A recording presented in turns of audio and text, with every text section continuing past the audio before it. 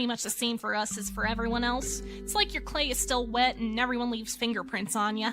The art teacher of life hasn't gotten the kiln working, so we need to sit on the windowsill of time and bake in the sun of experience, and then we end up with bits closer to the sun that end up with the cracks of hard knocks because they bake quicker. Everybody goes through that. But, well, our best friends are monsters. Scary, weird monsters that want to eat the principal's face off. But they're our bestest friends. They don't judge, they're monsters. No matter how mad, bad, or smelly you get, your monster will still love you. Your parents say that a lot, but sometimes, well, when they look at you that certain way, when you screw up real bad, there's some doubts. With a monster, there's never any doubt at all. They just ain't people, though. They don't get it. They get us in trouble, like, a lot. But even though they might be big ol' stupid heads, they might create all sorts of chaos and horror. When the chips are down, when you bowl a 7-10 split, when it's a tie game 4th quarter and 3rd down with seconds left on the clock, well, then your monster is gonna lunge across the table, snatch the cards from the other guy, blow down the pins with their hurricane breath, and whisk you away through a portal in space-time so you don't need to watch any more sucky football. Like, yeah, the stains are hard to get out of the carpet sometimes, but yeah, we're gonna keep them. I'm sorry that I'm not him. I'm not my father. You are not my father. You are your father's daughter. It's not that I didn't believe in the God I was taught, it's just that Papa was God to me, and now I don't think that God will ever forgive me. We are actually doing something. We are trying to find our fathers. You knew my father, Frederick Van Hallow. Do you know where he is? No. I don't know where any of them are. Do you think your father's evil? Yes. The man that leaves a small gift under your pillow every birthday, every Christmas, to spite your mother. Albert! Obviously, if you've come this far, then congratulations. I have a gun. My father he makes them for a living. I've grown up around them. Good luck, my son. What lies beyond is what our family is here for. Van Hallow. I see. This one's different. Not like the others. You said I was different and that I wasn't like the others, and you were right, and I am not like them, and I wasn't supposed to. Everything I've put before you was for you, my son. Clearly we were supposed to know, or at least I was supposed to know. It was my father's thing. You should take that off.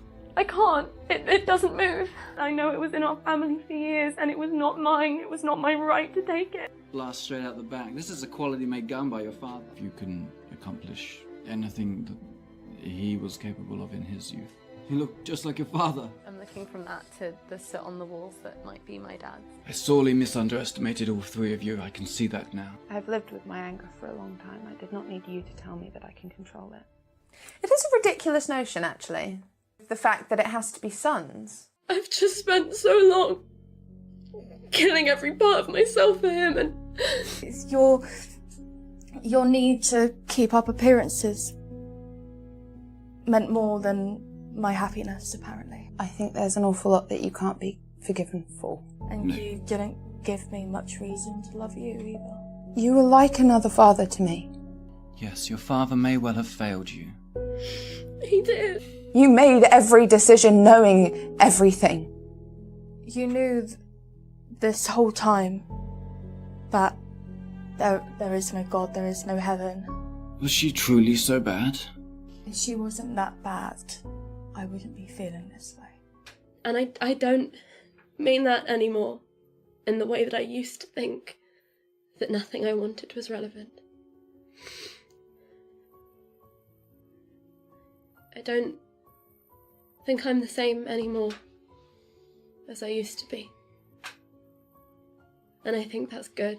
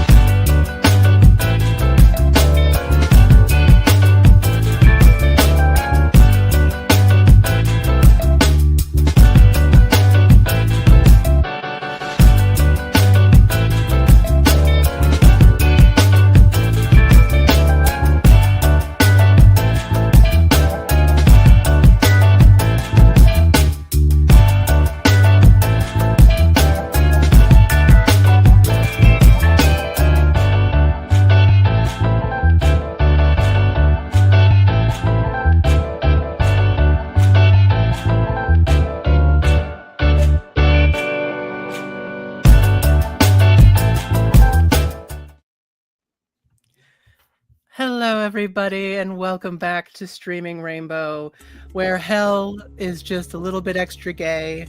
Still pretty gay, but this is extra gay. Hi, everybody. This is the final prize stream for Streaming Rainbow, and I am so thrilled to have you all here. This is also the finale for Canto 2 of Inferno. And you may notice that there is a large gap in your screens right now. Unfortunately, our darling River double booked themselves. So we love you, Riv, but we wish you were here. So this is homophobic to end Pride Month on this note. This is just homophobic. Yeah. So hey, River. No, we can't. They feel bad enough. River. I'm kidding. I love you. I love you. River, we You're love great. you. I love you so much. The other job is homophobic for making you do the job instead of That's doing it. true. That's true. I won't name names, but it's a cult. They are at a cult though, so I get it's par for the course. So anyway. If I may, because we're talking about River and because they won't be here for this, it's been an honor and a pleasure to be able to share this table with them. Phenomenal actor, phenomenal player, and what they've done with the Prophet. God, it's all inspiring. Hey, yeah. This is punishment for River because they're gonna watch this back. Let's all say the nicest things we can about River. I just need River talking very how do you say sultry in an adjective in an adverb? Sultrily? Sultrily. Like the way that they talk into the microphone and just this like gravelly, just like you tempt me. Like, oh dear God, you have a amazing. Just it's a problem. Sexy ASMR. Exactly. That gorgeous non-binary person once made roaring lion noises on a pre-recorded stream that I had to listen to on repeat because I was the audio editor, and it made me feel things for my friends I didn't enjoy because I really enjoyed it. So Riv, you and your sexy voice, get fucked. We love you so much. I guess you can go make money instead. I guess that's fair, but like fine. Disrespectable. Respectable. Fine. I joke. Hashtag JK. So before we get back into the drama of Inferno, let's catch everybody up on how we're doing for the stream. Guys, not only, first off, so much fucking thank you to our guest GM last week, Em. They are amazing and had such a wonderful table, including Lex down below. After this, go back to our YouTube channel and watch the VOD of this Be Gay, Do Crime one shot. That honestly, it was a heist to get back their masters, but really it ended up being a heist to steal all of our hearts. And it worked. It was so horny and so good. And everybody was in love with a bear, question mark? No. Not a bear? One person liked the bear. Everyone else tolerated the bear. Okay. The audience was down for Arb. The audience was down for Arb. Everybody loved Arb. I get it. It was just that, Arb. I have mixed feelings about Arb. Arb was literally we meant it we cleared this before the game, where Arb stalked my character. That's how they fell in love with my character. They would just kind of be like, "I'm at the gym because Mac's at the gym, and I like Mac," and you'd be like, "What are you doing there, bud?" Nothing. Okay. Because of it, motherfucker. Love Arb. Shout out to Canto 1's Serpent, Daniel. What a fucking king. Loved it. They were amazing. It was an amazing stream. Go check it out after this. Please stay and watch this madness first. We are officially up to $642 raised for Trans LifeLine. That not only blew our goal of $500 out of the water, We've also beat last year's what we raised last year. And please keep it coming, because in our Discord we had a promise from another Streaming Rainbow GM, Lux, that he will do personal messages, a few personal messages. I will not make promises for Lux that he can't live up to, in the best old prospector voice you will ever hear. So if we reach $666, I think it was $675, but 666 is way funnier. If we reach that goal by the end of the night, then we're getting some real good Edgar shit. So for me, oh my god, just kidding, 647. Thanks, guys. We're getting close. So yeah. So bring that to the table. We want to just completely blow everything out of the water when it comes to raising money for Trans LifeLine. We love it so much. We are also, let me just run down the rewards that we currently have right now. Oh my god. Sorry, I just saw one thing that I was like, I made the mistake, guys, of making something funny really cheap. So again, I should be ashamed of how many guns people have bought. I have like 29. What do you expect? I don't know. And you guys, I knew these motherfuckers were like, give us guns. And you went, yes, I will give guns. No one's going to do this. I went, this is going to be so bad. Oh, no. I knew people would do it. I just didn't know they would do this many guns. So you underestimate the internet. You gave them an option for violence. Yeah. And didn't expect them to take advantage with these people? I don't 29. know. Doing the math real quick from what I got last time to now, I have 29. You want to amend? As we should. We're going to just see Eli in the middle of combat be like, all right, increasing max HP yeah. by like 10d10 because they've got 29 motherfucking guns. Which is glad we can't double attack. Like, we don't have 2 attacks per turn yet. Yeah. And it's a single bullet. You guys, here's the funny thing. For everybody, again, watch the VOD of Never Sell Out, a Be Gay, Do Crime one shot. Somebody didn't read which reward they were buying for and bought a gun for ARB. So somebody in the Never Be Gay, Do Crime one shot got a gun. And I was like, I think that should go to the serpent because it was a previous serpent that was given anyway. They got a gun. It was weird. Not as funny in a real life world where in hell guns are funny. So, but they got a gun. Anyway, so lots of guns have been purchased on the Streaming Rainbow Pride stream. What an really achievement for me. Like, this is the Trans LifeLine. We're buying guns. Hey, it's guns in hell. It's fine. Exactly. Guns to shoot it's a little bit of irony. Yep, you guys. Oh my god, irony. Yeah. Guns are meant. Yeah. I want that t-shirt. This is irony. Okay, we're gonna run down the list. Okay, so for guns, the Saint has 10 guns. The Serpent has so many guns. You had 21 last I checked that hadn't been used. So now you have 26 guns. There we go. 29 sounded a little off. 26 sounds better. The Prophet has a single gun because River made so many sad faces that people felt sorry that their baby had more guns than the Prophet. So the Prophet has a gun. The Pagan has bear spray. Yeah. Still. Pagan has bear spray. Thanks, Rosie. Oracle, the lovely, lovely baby, has 21 guns. We gave the and River's not here to control the guns. I got all the guns, baby. And not only does the Oracle and the Prophet have 22 guns combined, somebody, hey Max, gave the guide a gun. So the guide has a gun now. Who gave the guide a gun? I want to find you and ask you what's wrong with you.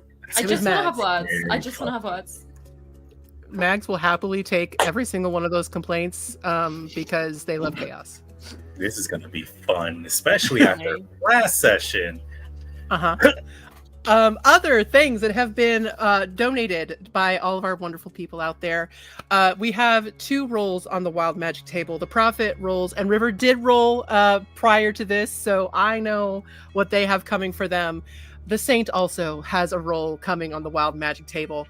I have been given many voices as the guide to do, and I've got to do just so much exposition in so many funny voices, guys.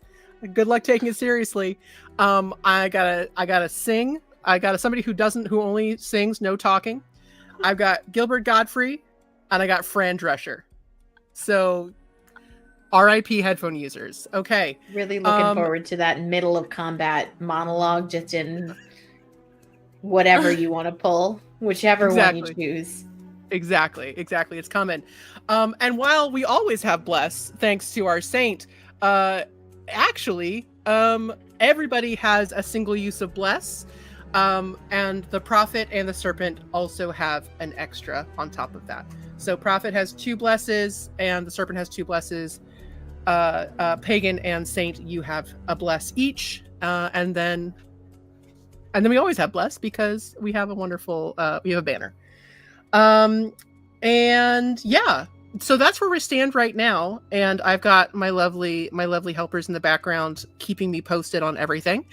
So for everybody who donates, that automatically puts you into a raffle to win a physical copy of Thirsty Sword Lesbians or Girl by Moonlight. I always want to say it wrong. Graciously donated by Evil Hat Studios, who, by the way, also donated $100. Evil Hat Studios, we love you unendingly, and we love your games already. So, like, you got us. We won. You won. We love you so much. Everyone go check out Evil Hat Studios, please. Oh my God. Sorry, I just saw. Where are we at? Yeah, we reached 667, guys. So we're getting some Edgar. Let's go. I want it for myself. Oh God. Okay. Oh, okay. We also now have a limbo encounter, a good one, guys. So we're gonna roll to have a good limbo encounter, which means something good will happen. It will not be evil people. And I've got to do my breast impression. It's queer. It's pride, guys. It had to be queer. My best impression of Edgar or Walt. Shout out to Matt Pena for Abandon. Check that out. Okay. Anything else I'm missing, players? Anything that you guys want to shout out for Pride streams or for what you're doing while I'm trying to organize all these rabid ducks? What's up with damsels besides daddy issues and crying? Everything.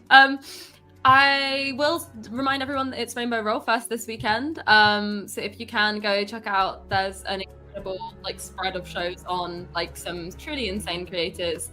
Demons and Daughters is up for 5 awards, which is bonkers.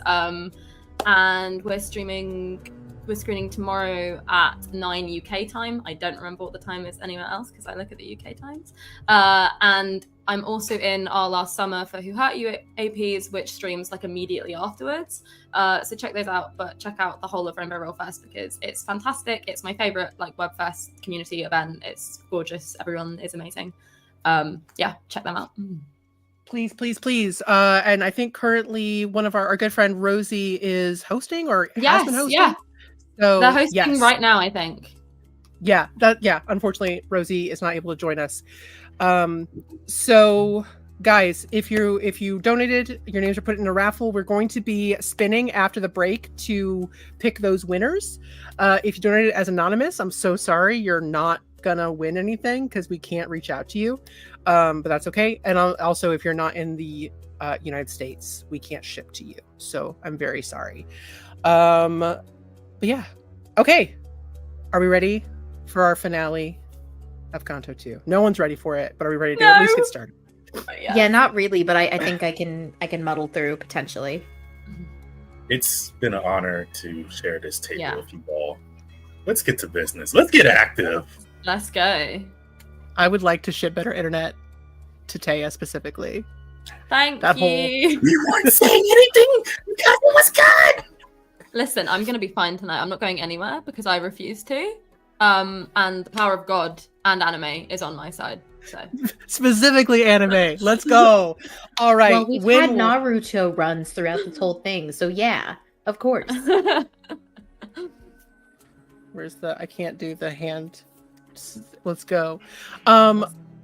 When last we were all together, we got through a labyrinth of fog. There was some butting of heads between the pagan and the prophet. Actually, I think it was long overdue. Just they weren't meeting quite eye to eye on just dealing with stressful situations. And the pagan had some words about that, and it was really good. And I need to watch it on repeat because it's tasty. We love Lex for that. When as you guys got through and out of this labyrinth, you came across a wide field with a calm lake, and across the lake on the other side was a tower of 7 concentric rings rising up into the sky. I'm dying. I'm so sorry, guys. Welcome to hell. I've lost my voice. And on the other side of that, we also did confirm that there were no bones. The pagan did a lick test, and they didn't stick to their tongue. So, no bones. You need me to go get a bone that I have in my house to prove that that's why we do it? Personally, I'm good. We'll wait and see what the audience says. Yeah, just let me know. I have bones. You need a to test, yes. You need to lick a bone on camera on the internet for everyone to see. Hey, I stripped a little bit last week, so I clearly my standards are low for what I am, or my boundaries are low. Listen. Yeah, $20 donation. I'll lick a bone. I've got a vertebra somewhere over on one of my shelves. I'll go grab a vertebra and lick it. Oh yeah, lick that backbone. Let's go. Okay, it got so weird so fast, guys. That's fine. I'm here for it. That's what happens when going to miss you all. This is why I played the pagan. Yeah, we gotta lick I bones. am going to miss you all. Yeah. Fun fact: we got special clubhouses in the Discord. By the way, join the Discord. It's so rad over there. But yeah, all the different people have different. I need to just make it. Well, you all can talk to each other already, but we've got clubhouses for all of our Inferno. It says you survived hell. Good job. Here we go. Okay, back to business. Back to business. They got across. Oh, they also found out that they could just walk on the water. Don't have to worry about falling in or swimming. Weirdly, no perils. Is this hell? It is still hell. They got across and were met once again by a host of noble spirits who had originally told them they were being tested to make it through the labyrinth of fog, because why in the world should they be allowed to come into this place that is safe and hallowed? And you all have also noticed that there's no wailing and general despair in the air where you are right now. It's very quiet and peaceful. And as you guys are being led into the castle of the noble spirits, one of the noble spirits says, and I think it's about time that somebody explains what's going on, and look at your guide. And the guide didn't look sorry at all, and the serpent and the prophet were bemused by this and did an insight check and rolled so high that they learned some shit that now Blackwell and River both are party to, that Taya and Lex were not allowed to know about. So you're being led into the castle, towards up the rings, and you enter into a large courtyard with a giant bonfire.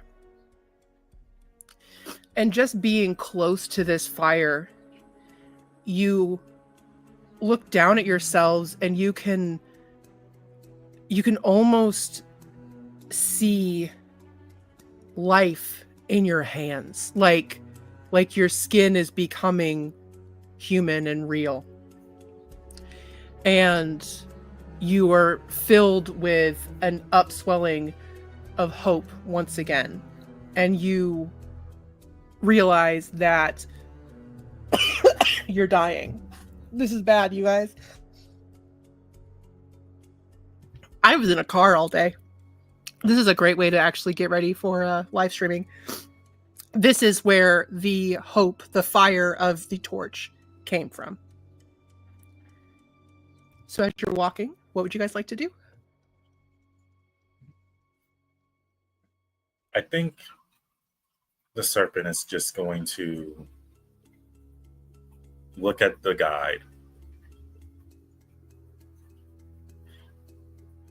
All intents and purposes, the serpent has always been bandaged up, like fully bandaged. There's only been one time where I think it was only the pagan that saw their eyes.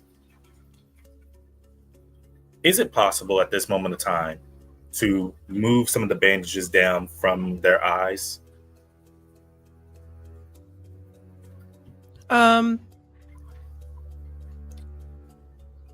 You can try. Yeah, you can do that. You should be able to do that. Not just ever so much, so that what they see is a pair of green, just dazzling green eyes, not the golden ones from before when they had shifted, but just a pair of green, dazzling eyes. As they stare at them and say, "Would you like to talk? Or should I talk?" You hear a scoff coming from the deer skull of the prophet. Or would they rather sing? I think singing is more of their profession. So, yes, would you rather sing, talk, or do we have to retch it out of you? Sing us a song. And the guide tenses a little. I don't sing anymore. And I will explain to everyone, like I said, but towards the fire.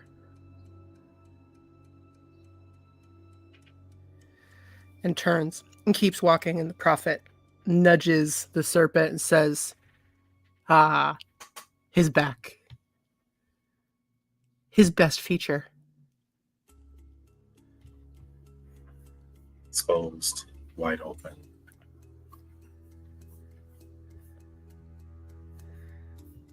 The serpent looks at the prophet. Let's hear him out.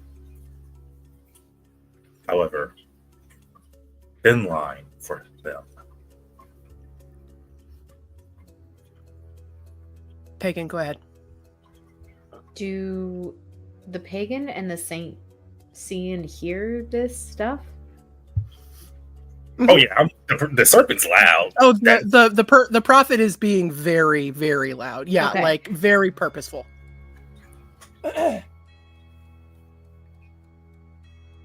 What are you all jesting about? Is there something we've missed? I think as the serpent hears this, they're quick to say, "Orpheus, would you rather we introduce our friends to you? Or would you be so kind as we are walking?" You motherfuckers. What the A liar. fuck? A liar in all words. Right, Orpheus? And the guide halts, and then turns again with a smile that is not a smile. You want me to turn around? If you know my name, you know how well that went for the last person that followed me through hell.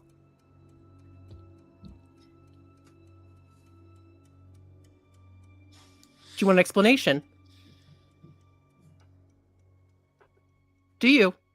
You want answers? So impatient that you can't wait until we reach the fire? Why so quickly do you need to be there? To the fire? Or where?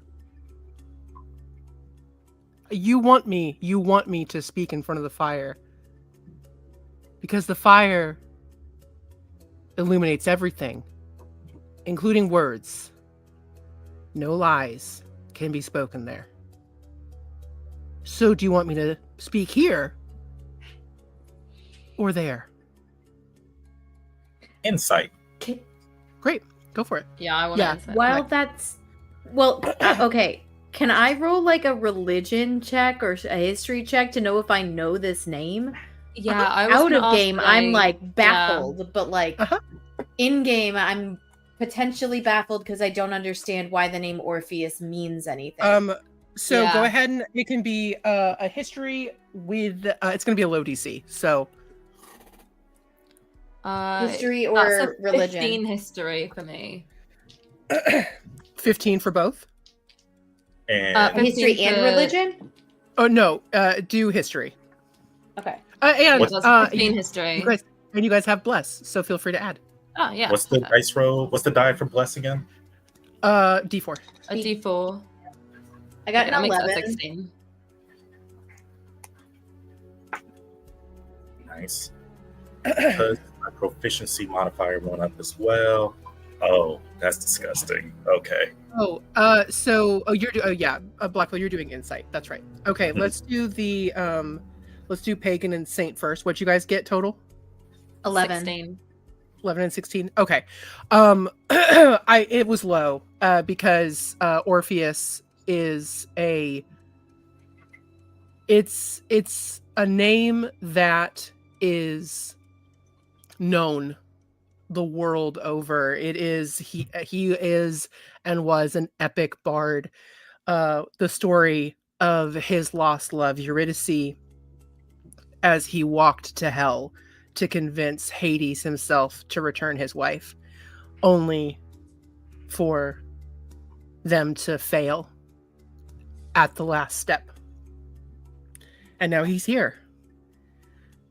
He was not baptized. So this is his hell. And Eurydice is farther down. Yes. You are... No, the pagan says that out loud. All of this is coming to the pagan's like mind in this moment. I do not think I need to know anything. I've heard so many versions of your story. So many people saying, why couldn't he wait? What I would have been able to get all the way up without looking behind me. I think the fact that you looked behind you is proof that your love is stronger than trust in someone else. Someone else's word.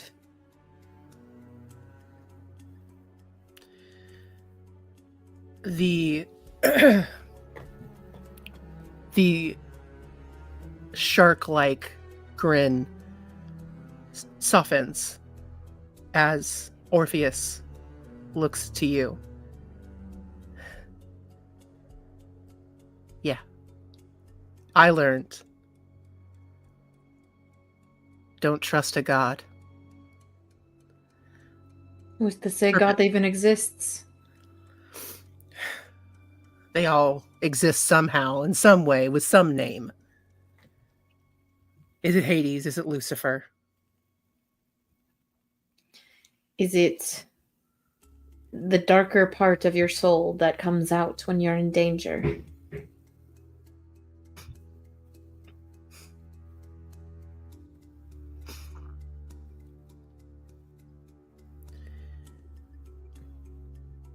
what matters.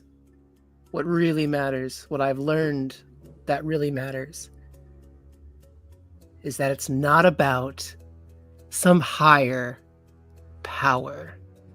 And Orpheus looks like almost with pity at the saint and the prophet. It's about the people in your life that matter. It's about them. It's about what you would do to protect them. And I would do anything. To hell and back, over and over and over.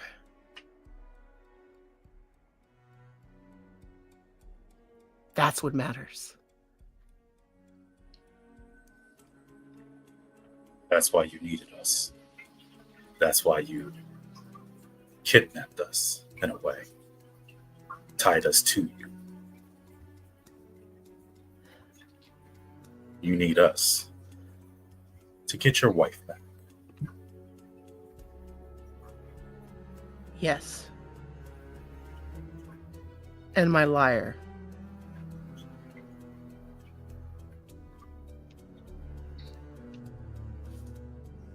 Can I add that to my insight?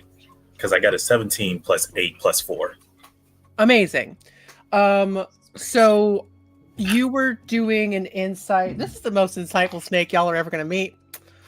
Snorse energy. We love it. So because I was trying to see if they were telling the truth about the fire, but I want to add into that fact that they're talking about their wife and the liar. Like, is that all true? Okay. Yeah, you get the impression that right now, Orpheus, the big secret's out. Who they are. Who this person is. That was the biggest card they had to their vest. And it's gone. It's down. It's on the table. It's been figured out. And they were kind of put on their back foot with not being in control of the release of that information, but they knew it was coming. So you get the impression that the noble spirits had. Sorry, I just saw. Yeah, I'm not looking forward to this voice. Hold on. You ready for Gilbert Godfrey? Or I'm Orpheus. Jaffa. Let's go. Wait for me. Wait for me. I'm Fran Drescher. Anyway, New Brooke Blackwell. Love it. I am so happy that this drama is on the finale of Pride Week. Okay, Pride Month, whatever. So, yes, you get the impression that they're being very honest about everything. And that leads you to believe that they are also being honest about the fire.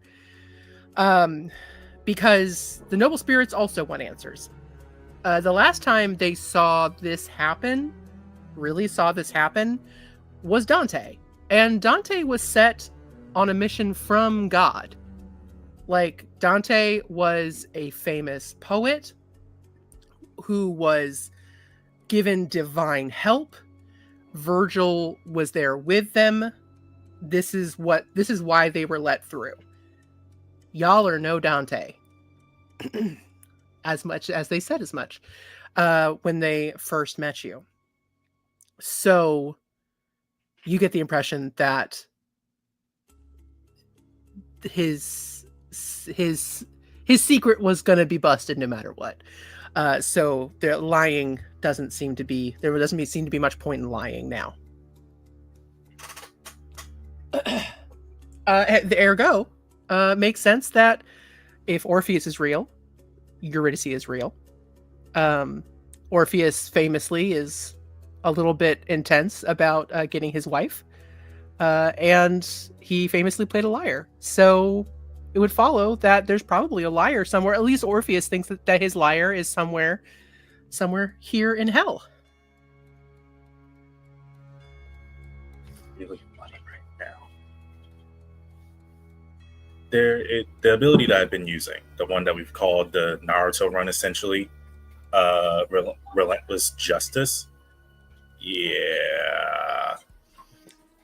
At the moment of time, y'all see the serpent standing. I imagine we're all standing side by side, and the guide is like a few feet or a couple like meters away from us. In an instant, the serpent is right in their face. As a point of questioning out of game, are you saying that the guide is an enemy? In the serpent's mind. Doesn't have to be. The guide is a guide. The only reason I ask is because Relentless Justice, something I also have. You must be closer than you were to the enemy creature at the end of your turn. Mm-hmm. At the moment of time, the serpent sees the guide as an enemy. I will say your interpretation of how you feel about what the serpent has said and about the realization that this being needs you all to get through hell. You don't know the full picture of what that means exactly, but the serpent seems to be hinting that this is Orpheus's fault in some way. So do you feel sympathy for Orpheus in their situation or no? So that would depend on how you would think of the enemy.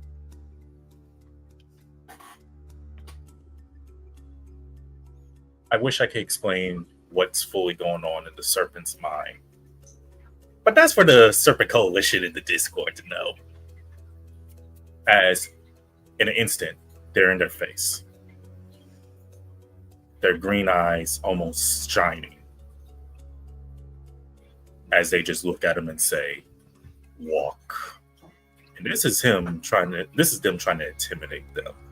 They want them to feel the malice. The feeling of you are one movement away from them doing something. Go ahead and roll intimidation.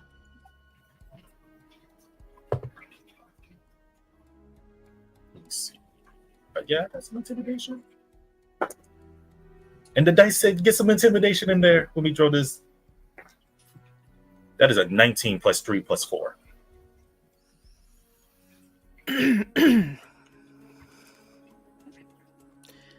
And with a nat 20 on their wisdom check, they bow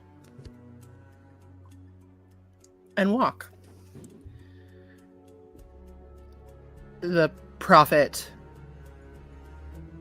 starts humming la da da da da da da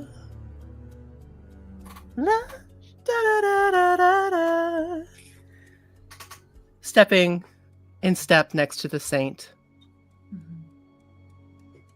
brushing a hand down your arm as you all walk in. Go ahead. The saint jerks away. They were previously in this kind of state of acceptance, I think, of where they were and of motion, but everything they've just heard has sort of pulled them back into themselves. And so there's kind of a removal from the prophet who's by their side and just a single-minded like stride towards the fire, because I need to talk to Orpheus and I need to not be distracted by whatever this is.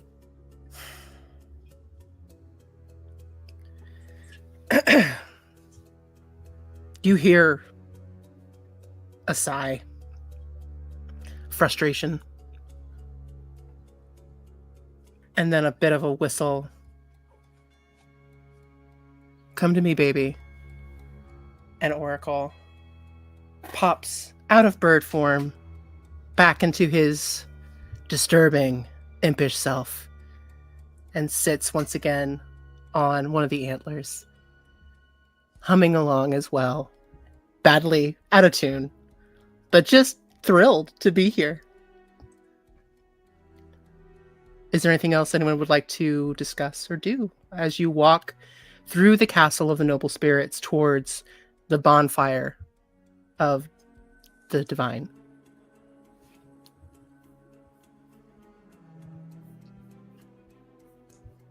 I would like, just in the back of my mind, to have a spell ready to be used. Okay.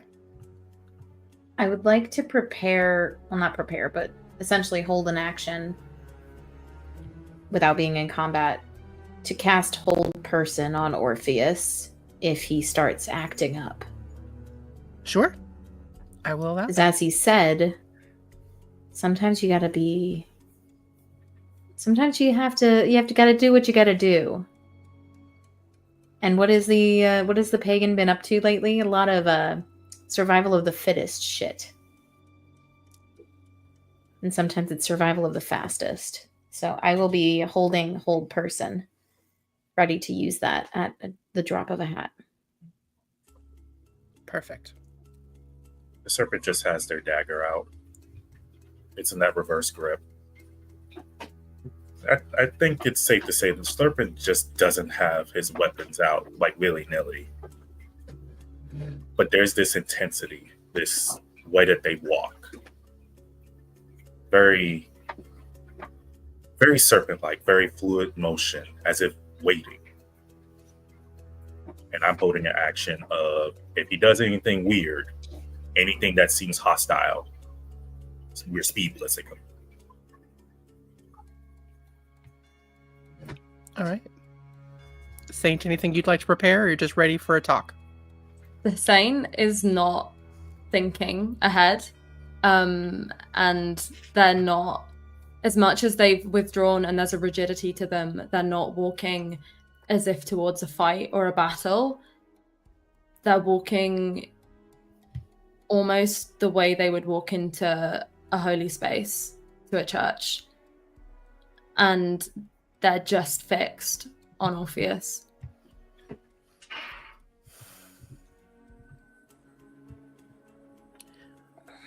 As you all walk and you follow, there is a levity to Orpheus that you all have seen before, although it feels like you could have been different people last time you felt this. In the forest, there was this guide seemed very flippant about you all being trapped and lost. And I think as you walk, knowing this information, a few things fall into place, like the pagan or the serpent asking how they got here. Somebody saying, you can't ask just how somebody got here. That's rude. But their response was they loved the wrong person and they pissed off the wrong people. And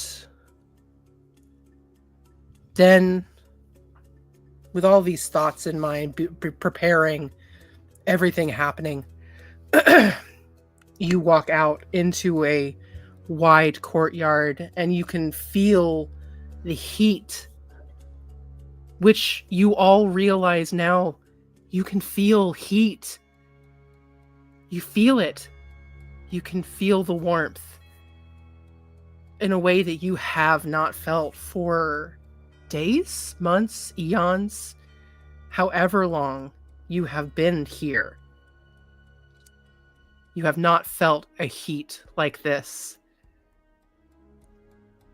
Just, it made the light of that torch, it makes the light of that torch feel like a pop.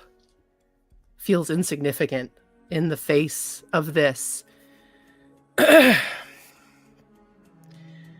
And you see the host of noble spirits, the 7 or 8 beings standing there in front of the fire, and as you look around, you see more coming from different places all kinds of people,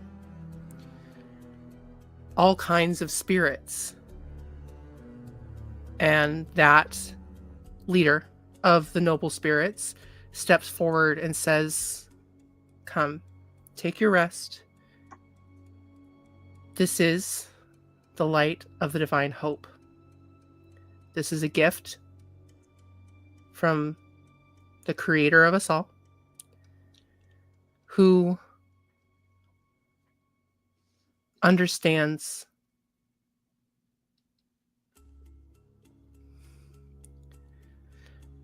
that some of us have done no wrong."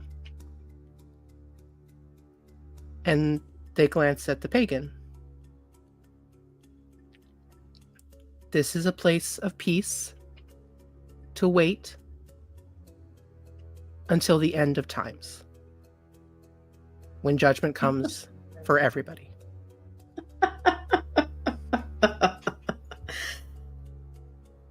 A creator of us all that gives solace to those that they've damned for the sin of not being taught correctly.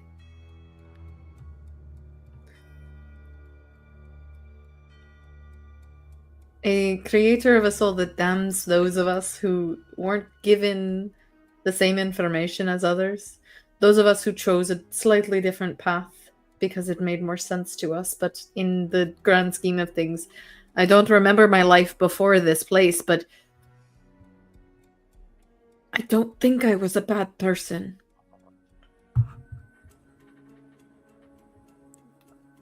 You were not. Then why am I in hell? Why is that man, pointing at Orpheus, damned to this place and not someplace else? Why are we here amongst children? Babies.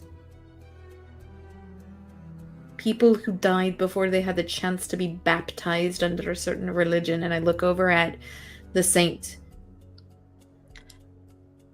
The saint was transfixed by the fire initially and didn't catch the start of that conversation. But the more the pagan has spoken, the more they've sort of been drawn in, and they're just squeezing their eyes shut. And if you could see their knuckles, they would be white.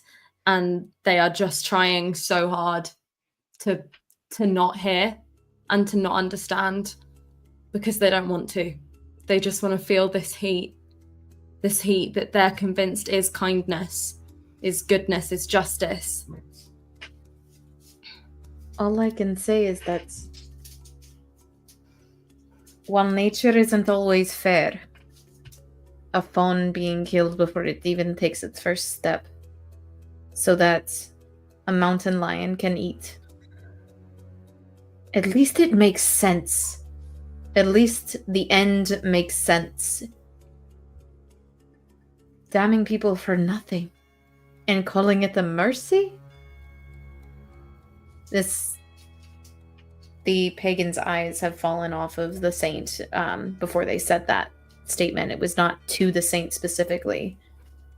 Their eyes going back to the beings ahead of them, to the masses of people that they can see filling this limbo space. No wonder half of these souls that we meet are angry. No wonder we had that child try to drag us away from where we should have been. When you're given this as the alternative to just dying peacefully and returning to the earth and to nature, it's laughable that you would expect souls to stay uncorrupted.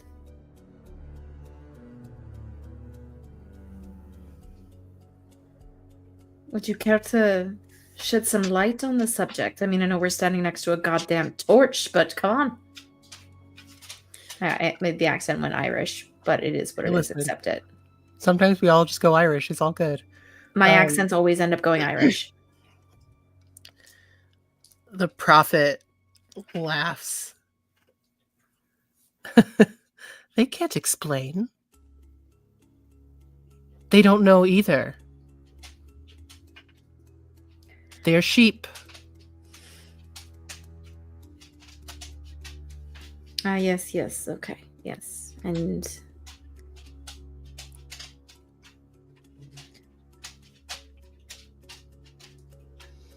that makes it so much better.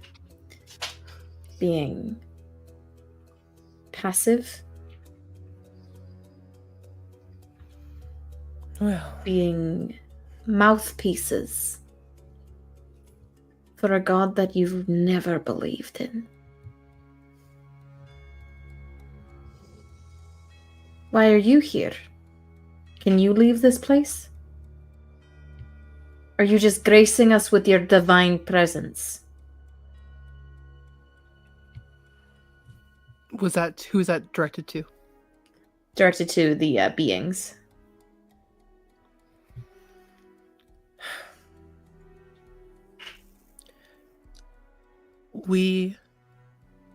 I understand your anger.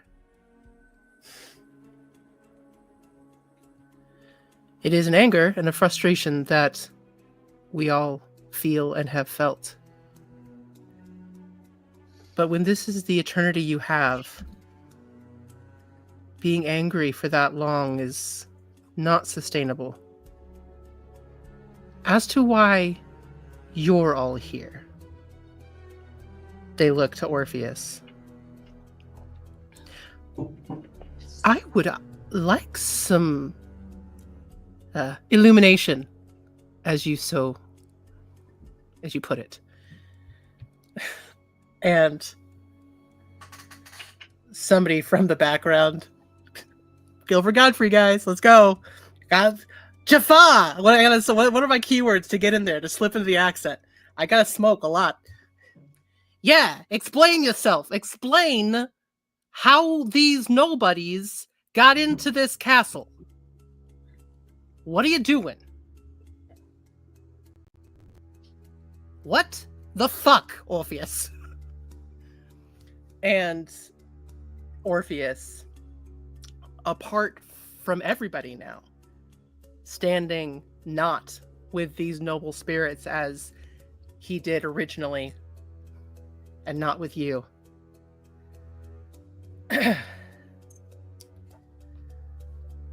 You want an explanation? Right. I found myself in hell, not Hades. Not in the place that was promised to me.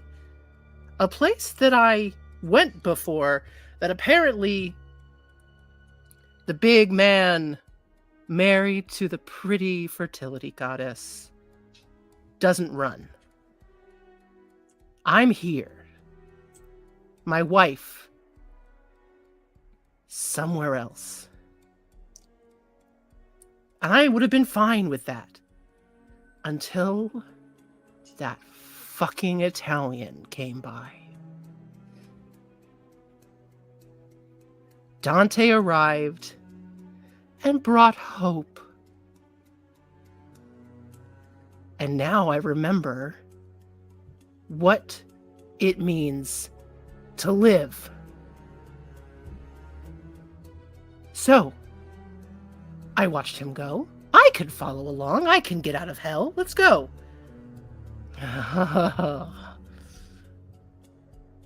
But damn souls can't get to the next level. They must stay in their level. But I tried. I got to Hades without being dead. I could do anything.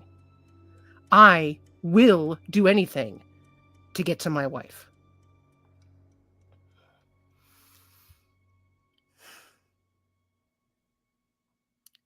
So I took a note from Virgil. Find the soul. Get to the dark forest. They can help. So I did. I walked through the dark forest And I found souls. And I collected them. And I led them to hell. I led them through. And every time I got so close. So close. And every time it failed again. Not this time. This time, you are going to get me to my wife. And once you get me to my wife, we will find the liar. And the liar will get us out of here. You can't go back. That's the rule of hell. Never back, always forward. You need a guide. I can do that. You're here, you're stuck. Let me lead you through.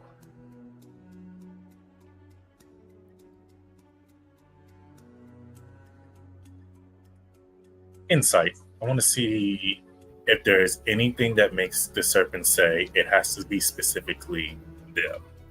Yeah, insight for anybody who wants to do it, or perception, or anything anybody wants to be checking on. Perception, Well, actually, because insight will...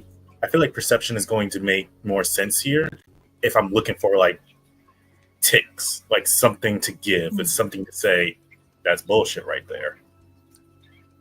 While that's happening, the pagan's gonna look at Orpheus. Their gaze softens ever so slightly. Whether it's real sympathy or not, that's up to Orpheus to decide. Respectfully, guide. My question as to why you were here was not actually directed at you. It was at them. And I look over at these angelic kind of beings that have been standing before us, presiding like priests at an altar. What makes you all come here? Can't you leave? What makes you special? Different? Why do the rules not apply to you if you can go back and not always forward?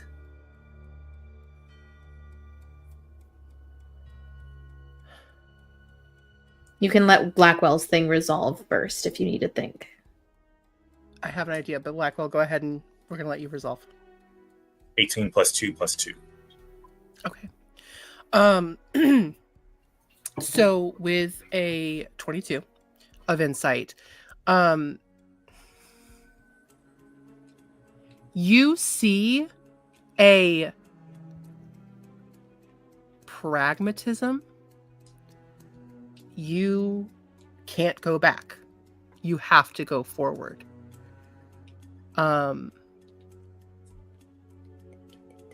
Does it need to be Orpheus? Probably not.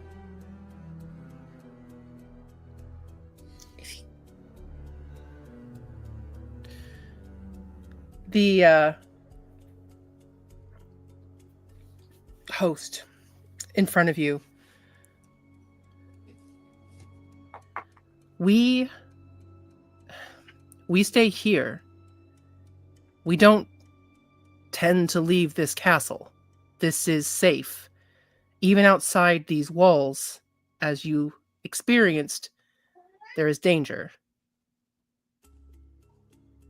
Some of us, and they look at Orpheus here,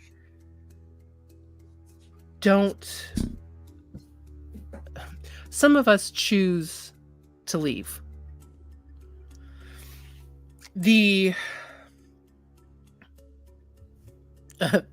Somebody else says, yeah, some real idiots choose to leave. We like it here. It's real nice. It's safe here. We got a nice fire. There's no screaming and wailing. It's wonderful. And then this idiot comes to ruin it for everybody else. So you all are stuck you all are stuck in limbo. Quite literally, yes. This is... And you don't think that that is infuriating? It is infuriating. What would you have us do? You actually see that this person who has been so calm and unflappable get a little heated. We can't change anything. Maybe don't be such a fucking, I don't know, don't just roll over. Maybe you can't change anything right now, but if you never try, it'll never happen.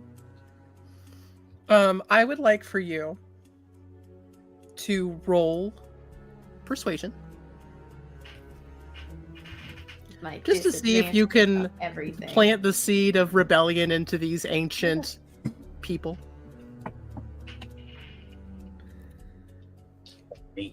I highly doubt it, but I will. Hey, listen. I have a -1 in persuasion, so you've got a bless. You got blessed for so many things. Or spend a soul point. I'm back, baby. Got another nat 1. You like, oh baby. They want to rebel even less. They want to be even more complacent, more tough to this torture. Yeah. Okay. Hey, I hate to tell you this. Yeah, these are the wealthy white people. Motherfucker, I knew it. These are the 1% that get to live in a literal castle in hell with green grass and like no screaming. And fire from God, because God said, listen, I know this is really fucked up, but like, I'm gonna give you some McDonald's. You good? That's kind of what is happening right here. So they're kind of like, no, we're good. Listen, they're the dog in the room on fire saying this is fine. Until the literal end of days, when final judgment comes for everybody. Motherfuckers. Cool. Love that. Great. Makes me feel super helpful. Yeah, I would. That is. Oh my god. I've never been to White Castle, but the things that I hear. I've never been to White Castle either, mostly because White Castle is not a thing in the northeast of the U.S. Yeah, it's not in England either, guys. Still, it's from what I've heard, it's not good, but also it's bad. Yeah, I've been to White Castle. It's disgusting. But they got chicken nuggets in the shape of rings. Okay, guys, welcome to hell. Rings? That sounds horrifying. They got chicken rings, guys. Yeah. Gross. Why? It's bad. White Castle. This is an ad for White Castle. I hate it. So White Castle belongs in hell. Here we go. It's not a paid endorsement. Oh yeah, it's nowhere that's near my concern, Lux. That's my concern. Which part? Like that is, yeah. Don't need to think about it. Yeah. Okay. It's gotcha. The pagan is on their own personal righteous indignation mode.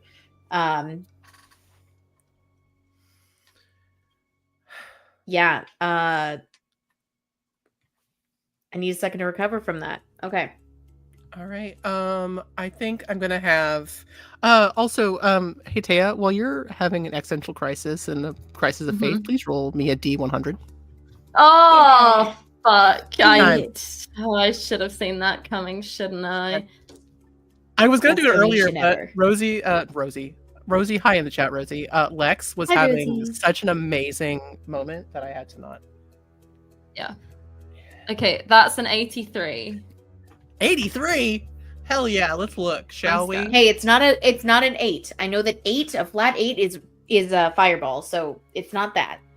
8 is fireball, 69 is us going invisible, if I remember correct. Yes, it is. So Riv rolled a 12. So I would like one of you to roll me a D6, please. You want me to do it, or do you? Yeah, you do it. You do it. I just rolled a nat 1. Okay. I don't know what's good or bad with a D6, but I don't think It's a anything I would do is six? good. So let's see what happens. The last 6 we That's got either was really pretty good or safe. really bad. Roll we me a d4. Oh no, somebody's getting hurt. Oh god. Oh, That god. smile's not helpful. Somebody is getting hurt, but not from Fuck. ribs. What was that? So What was? It's a 4. I Okay. really need to put up these Kingdom Hearts dice Oh, no, there. no. Just like, hey, buddy. No. What's everybody's passive perception? 15. 11. 15. 12. 12. 11.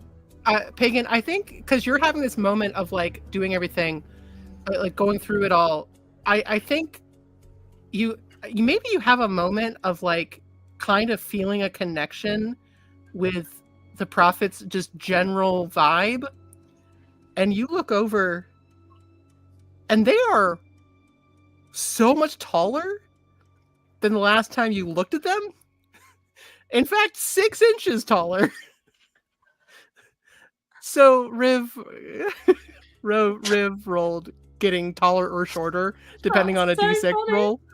So I love that so much. 6 inches taller, Riv. There you go. Which also doesn't go away. So, hey, Rosie. That's so random. But like, So of random. all of- That's so I funny. kind of wish it was just 1 inch where we're just like, there's something off. But 6 inches, Just a I little can't bit. ignore that. 6 inches Yeah. is like, considerable. Yeah. Don't put me on No. record saying that. Yeah. Hey, Taya. I'm gonna need you to roll a D10. Oh, I'm scared. You should Eli, I'm scared. roll low. 4. Okay. Hey y'all. You all take 4 points of necrotic What? damage. Fuck. I am resistant to necrotic damage, so I get 2. So you take 2. yes. Good news though, Taya, you're topped up because you are sucked that life out of everybody. Wait, did it lower our max or anything? No, you just take. No, You don't. They don't lower it. Taya regains hit points equal to the sum of the necrotic damage. you Whoa. got. Cool. So, So yeah, you get 2 from me and then 4 from the boys. yeah. Wow. Okay. I say that respectfully because they're both giving boy vibe. Yeah. Prophet takes it. Actually, I should make sure. What's your resistances, baby? I don't think he has. I don't think they have resistance. They just give, especially not because they take it from their sword. Heyo. I think that happens, and the prophet looks. Those unseeing eyes turn to you, Saint. Do I feel like I did something? Asking GM. Like, am I aware? Like, do I feel like that was a conscious thing, or am I aware just that like something happened from me? You roll me insight into yourself. Nice. Just realized with 6 inches, the saint it's gonna be like when you see a kid wearing pants that are just like when they're going through growth spurts, and it's just like a little bit too much ankle. Like the prophet's just gonna go through like too much of their arm sticking out, too much of all of that, and like their neck being a little bit too long now. How tall was the prophet initially? I don't know. No height matters. But now it's just. But then also like, we don't gain or lose weight here, so just lanky boy. With a deer skull. Lanky boy. It is truly a cryptid. Oh my Scary. goodness! Yeah, he's just turning into like a skinwalker. Creepy. I got a 14 insight on myself. You know that something came from you, but you feel like you don't feel like it was something that would happen again. It does feel very errant and very like yeah. It's almost like it's almost like you as a holy person being in this so close to a holy artifact in a place so corrupt It's almost like you're glitching. Yeah. I think for flavor, I'm going to say that as that happened, at the moment that the Saint kind of dropped to their knees in front of the fire, just to try and like use that heat to block out everything else that is around them. And when the prophet is laughing at me, I'll just look up and I didn't mean to that wasn't intentional.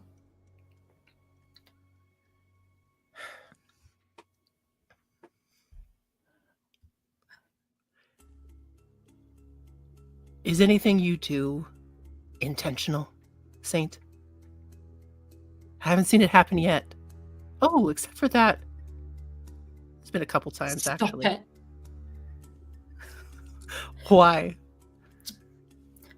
Just because you don't understand what my intention looks like and feels like.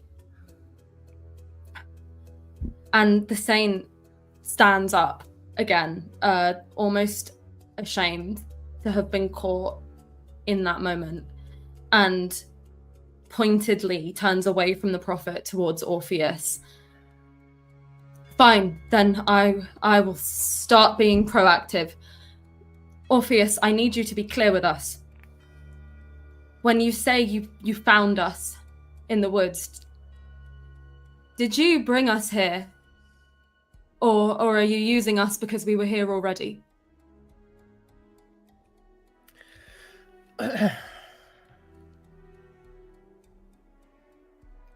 Technically,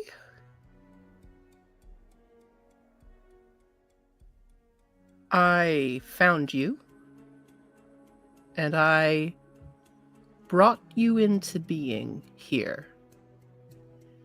Your souls were adrift in the woods, but they could have been there forever, or you could have woken up from whatever trance or meditation or whatever your bodies are doing right now. Very well. And the Saint, there's relief. They've sort of there's a tiny layer of relief, because if Orpheus didn't exactly bring us here, then this can still be God's plan, not his. And I can work with that. And when you say you need us, want us to help you find her, and you're a liar, and I say this not to offend you or hurt you, but because I cannot understand. What do you think will happen then? What next? Because you can't change things. And there's a look back at the pagan and the other souls, and then back at Orpheus. This is all the power of something almighty, something higher than us. You won't change things. So what do you think will happen? I won't change things. Do you want to bet? What do you think you're all trying to do right now? What have I been saying the whole time? Redemption. This is not where you all have to end up. Why does it have to be any different for me or Eurydice? We go down to Lucifer. We make our case. If Dante can get to heaven, why the hell can't I?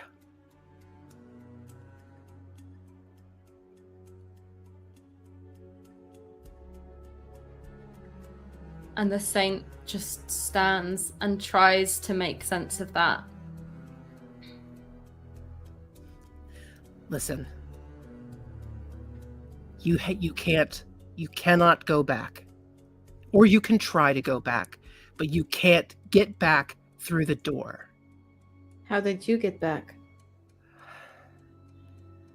There is a secret way, but if you have a soul, you can't get through that way. A rabbit hole, if you will.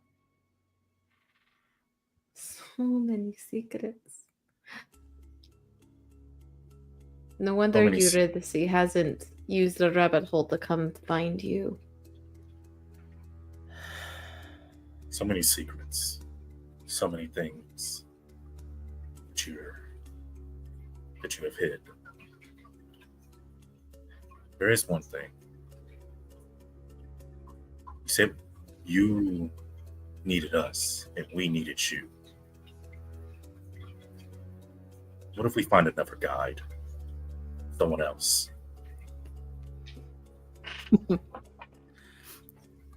Why would you try? You've seen who else is here. Do you think somebody here will help you?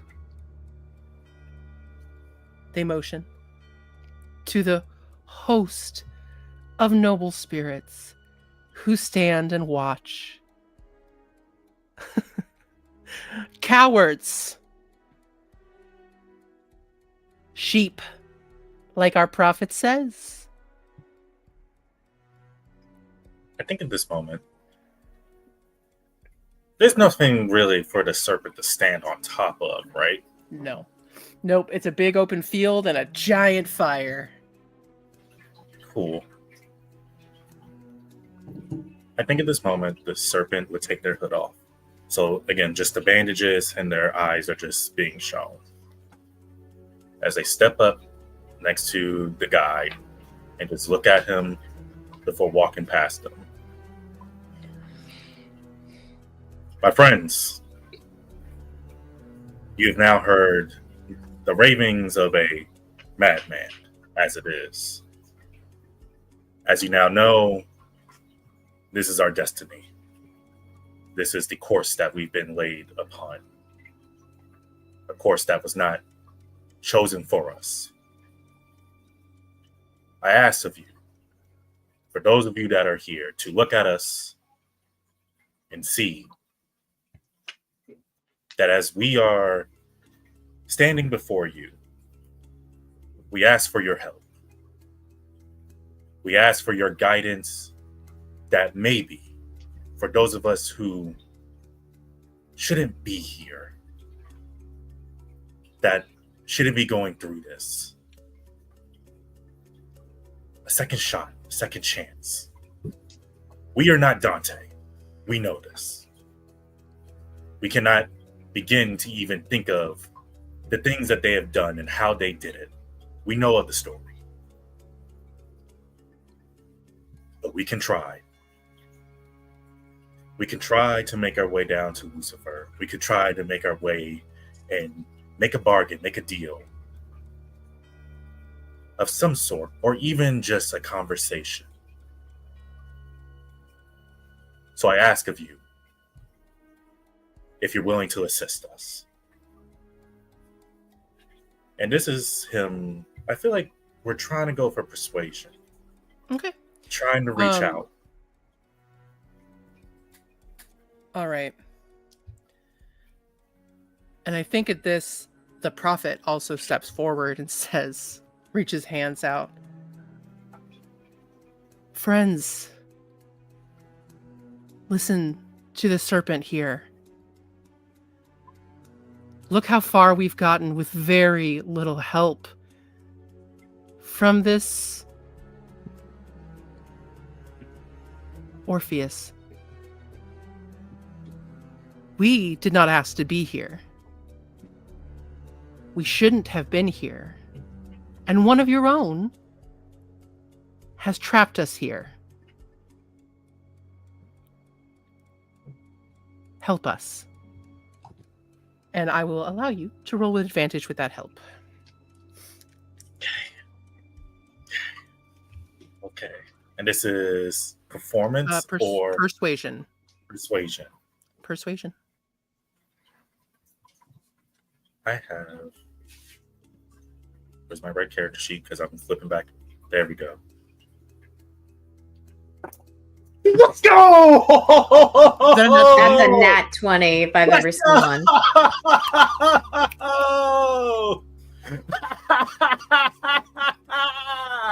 What is it with all the modifiers?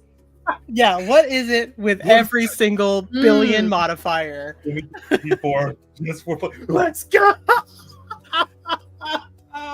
God is here in the room with us. Pagan's like, there is no God. What are you talking about? It's only that is a nat 20 plus 7 plus 4. You know what? You said we got an extra 31. bless. Don't use your extra bless for this. You can't stack blesses. At some point, you all have a fight coming. Your banner's gonna go away. So the Snorse is with us now. All hail the Snorse. Okay. Yeah, we're plus 30. It's fine. One person you do hear from the crowd, absolutely not. And then somebody else steps forward. There's our bad singing NPC, guys. Somebody steps forward, a wizened man, and he motions behind him for somebody to follow. Well, I suppose I can help. I'm not doing Edgar, guys. It's not happening, but I will do Walt. Right, come along. Come here. All right. And you see this younger body with, over his shoulders, it looks like melting wax, almost dripping down shoulders and arms, holding something that glints with metal. I won't go with you, but my son, Icarus, come on. And Icarus steps forward with a I'm dead golden lantern. No, you can't donate a gun to Walt. I love him. He's good at it. I'm not doing it. Fred, maybe. Welcome back to Lust. Anyway, Abandon. Check out Abandon. Anyway, this young man steps forward with a gleaming golden lantern. Now, I think you might have noticed that the torch that Orpheus carried. I'm so sorry, Matt Pena. It died pretty quickly. Well, you got through. You got here. I'm gonna tell you right now, that will not get you down to Lucifer. And without a torch, you are truly lost. But this will help. And he reaches down and picks up a bit of wood, and then goes and holds it into the bonfire of divine light. And he comes back to the lantern and places that inside. And closes the door. And walks up to you, Serpent. And hands you this lantern of divine flame. And I will share that. This has stats. I will share the stats with you later. But this lantern of divine flame, which is crafted by Daedalus himself, is handed to you. Eli, you're making my little middle school Greek mythology obsessed heart like so happy. It's good. I cannot. I thought I was going to be so happy. I thought I was going to be happy enough with Karen and the River Styx, and now you've got Icarus and Orpheus and Eurydice. Yeah, somewhere. Hey guys, somewhere there's Eurydice. You never know. This lantern of divine flame I will tell you. So this lantern, as far as all of my workings can know, cannot be destroyed or extinguished by any forces in hell. This will get you to the end if you find yourselves making it to the end. This will also work much like the torch did, but it's actually a little bit stronger. So you guys will be in bright light for a 30-foot radius and dim light for 30 beyond that. The torch was actually 30 feet of dim. It wasn't as strong as that. You will need to bind the lantern to one of your emblems. If you choose for it to be yours, that's totally fine. You can also choose to give it to somebody else in the party, as long as you guys are all together. But I will leave that to my party to make the decision. I will say, anybody who is bound to the lantern, so basically whoever adds this to their inventory, you gain true sight in a 60-foot radius and an advantage on perception checks that rely on sight. You also know the Sacred Flame cantrip. So if you don't already know it. So there's a couple of things that go really well with this lantern. And it was handed to the party, not to Orpheus. So that this is all the help that I can offer. Oh, I wish I could do more, but listen, no one has made it past the gates of Minos. And I'm not gonna lie. Is that Go this ahead. level? Is that this level? I don't know the geography. Of course, no, that's completely fair. You wouldn't have learned this, why would you? So, here's the deal.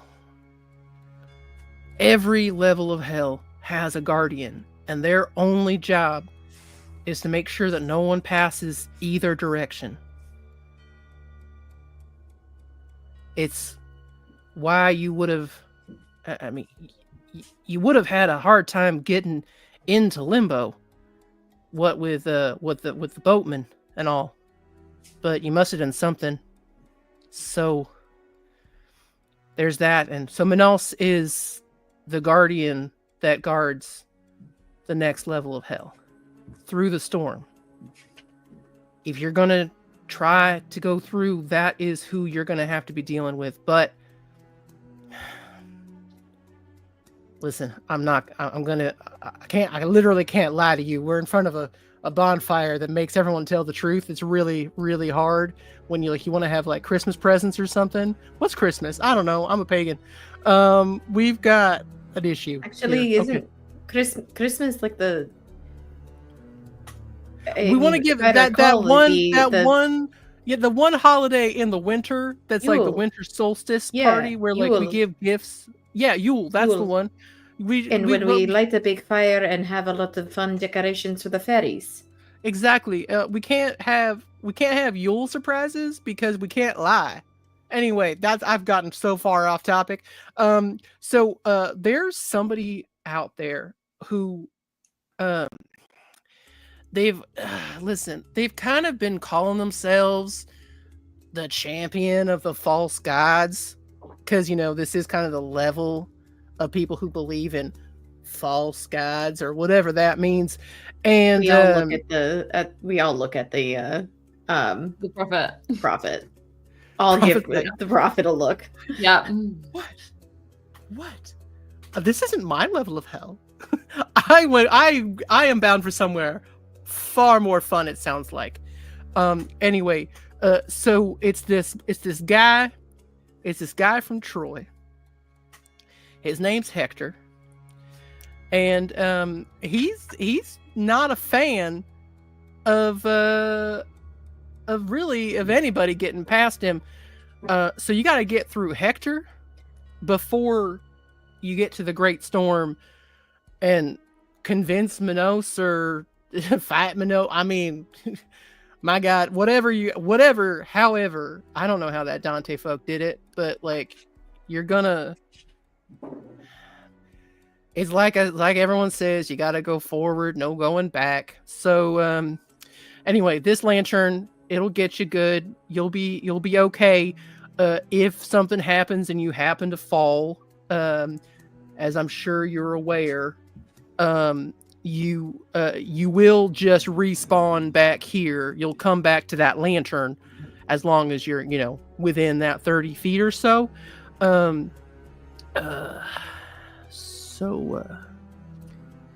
Anyway, Icarus, you good? Anything to say? No, Father, I have nothing to say, Father. I'm Icarus, and I have wax wings.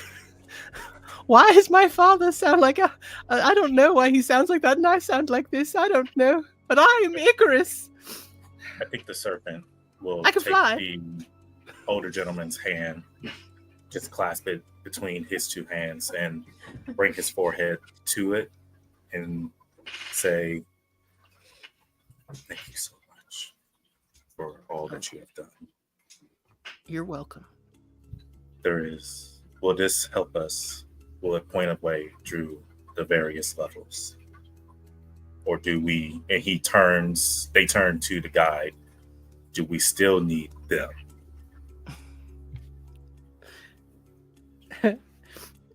Icarus laughs. No, I don't think so.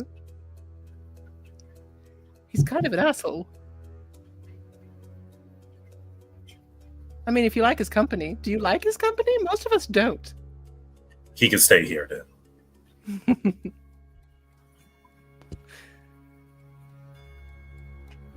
Any objections from, however, I am not the voice of this group.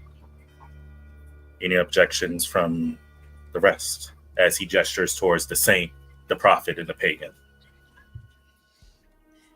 If you can stay here. Jesus Christ. No Icarus for Icarus. I've been sick. Pagan looks over at Orpheus, and their face genuinely softens a little bit.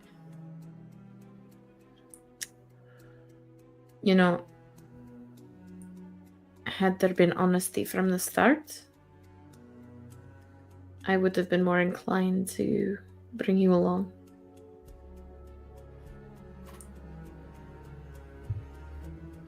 The prophet laughs at that. Well, you're nicer than I am, because absolutely not.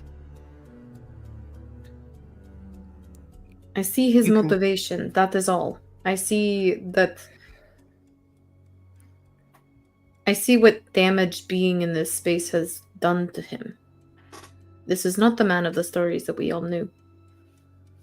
This is a man who says that he fell in love with the wrong person, yet strives to find her again. That doesn't sound like love. That sounds like obsession. It's tainted. It's warped. It's disgusting. You will remain here. If you choose to follow us, that is by your own volition. What happens to you next is by your own choices. You will not be protected. You will not be sought after. You will not be cared for. You made your choice. Pagan puts a hand on the serpent's shoulder. He is in his level. He is in his own form of hell. Anything we say from this point to this man will fall on deaf ears. We must let him live out his, glancing over at Icarus, impossible task. And let him try and try again. That is the thing that concerns me. This is someone who's able to go to and from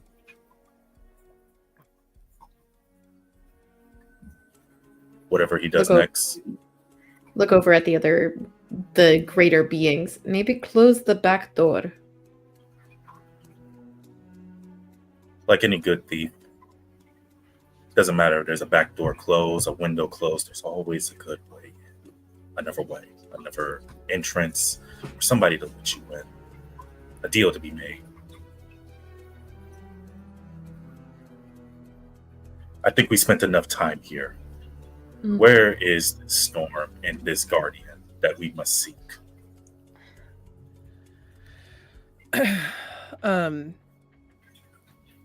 One of the others steps forward and says, "We will lead you to the entrance to the exit of our castle and point you in the right direction. You will notice if you start going in the wrong direction. And as a reminder for everybody here and in the audience, whenever you go the wrong way, you start taking damage because that is the law of hell. Luckily, we've had a guide that has been leading you in the right direction. And with a successful survival check, you will go in the right direction. So, yeah, but they start to lead you off. And you hear from behind you, "I don't need your pity." Lex, does a 14 hit you? Yes, it does.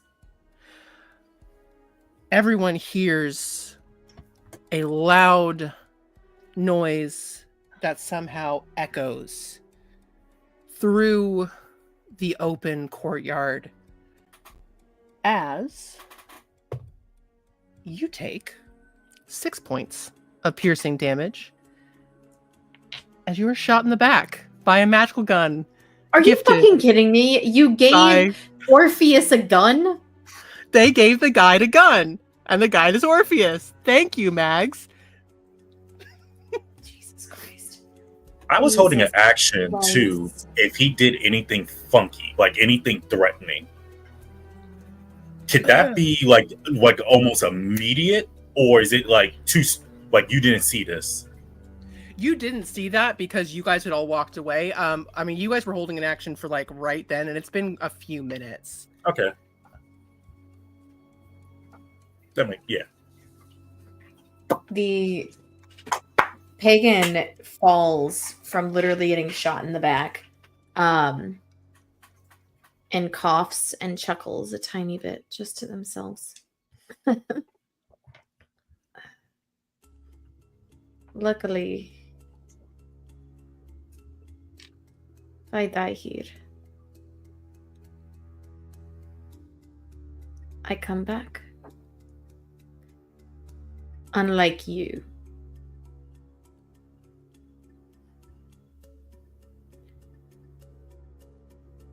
And I get up and I walk away. I'm not... The pagan thinks to themselves.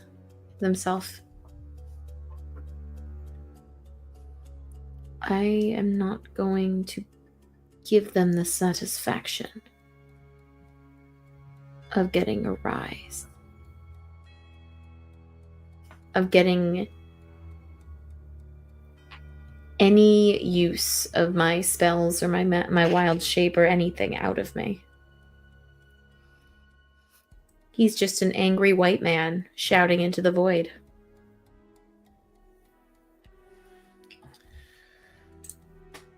As Serpent, did you want to do anything in retaliation, or are you you're seeing what your friend has done?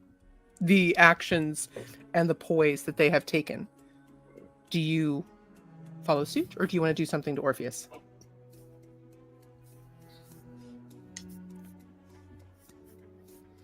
Flip coin.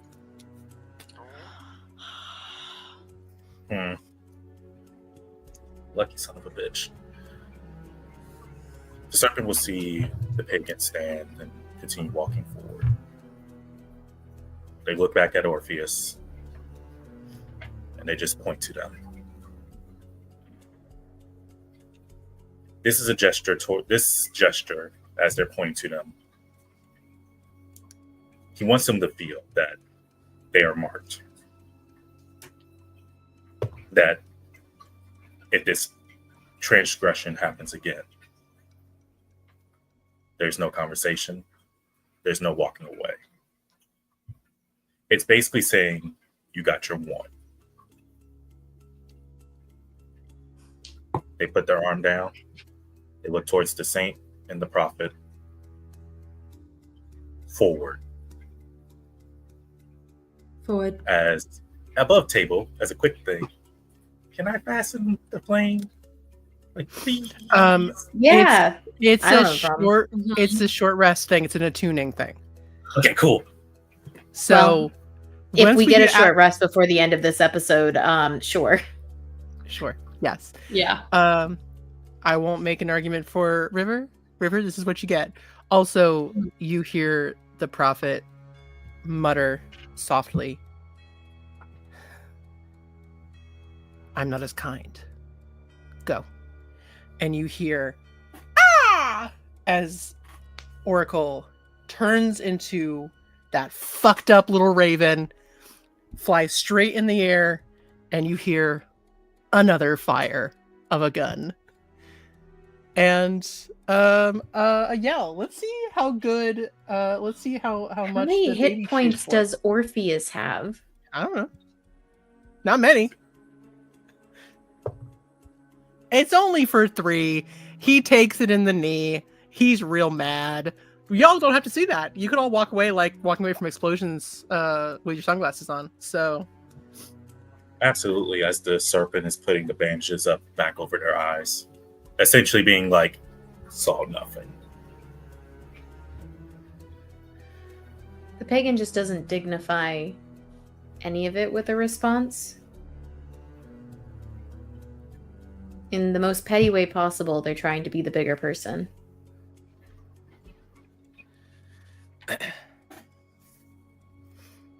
All right.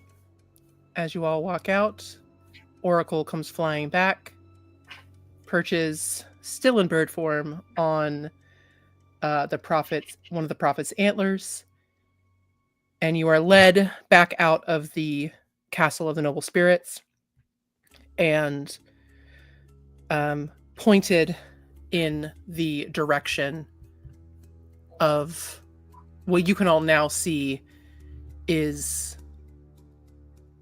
a hurricane, a vast storm.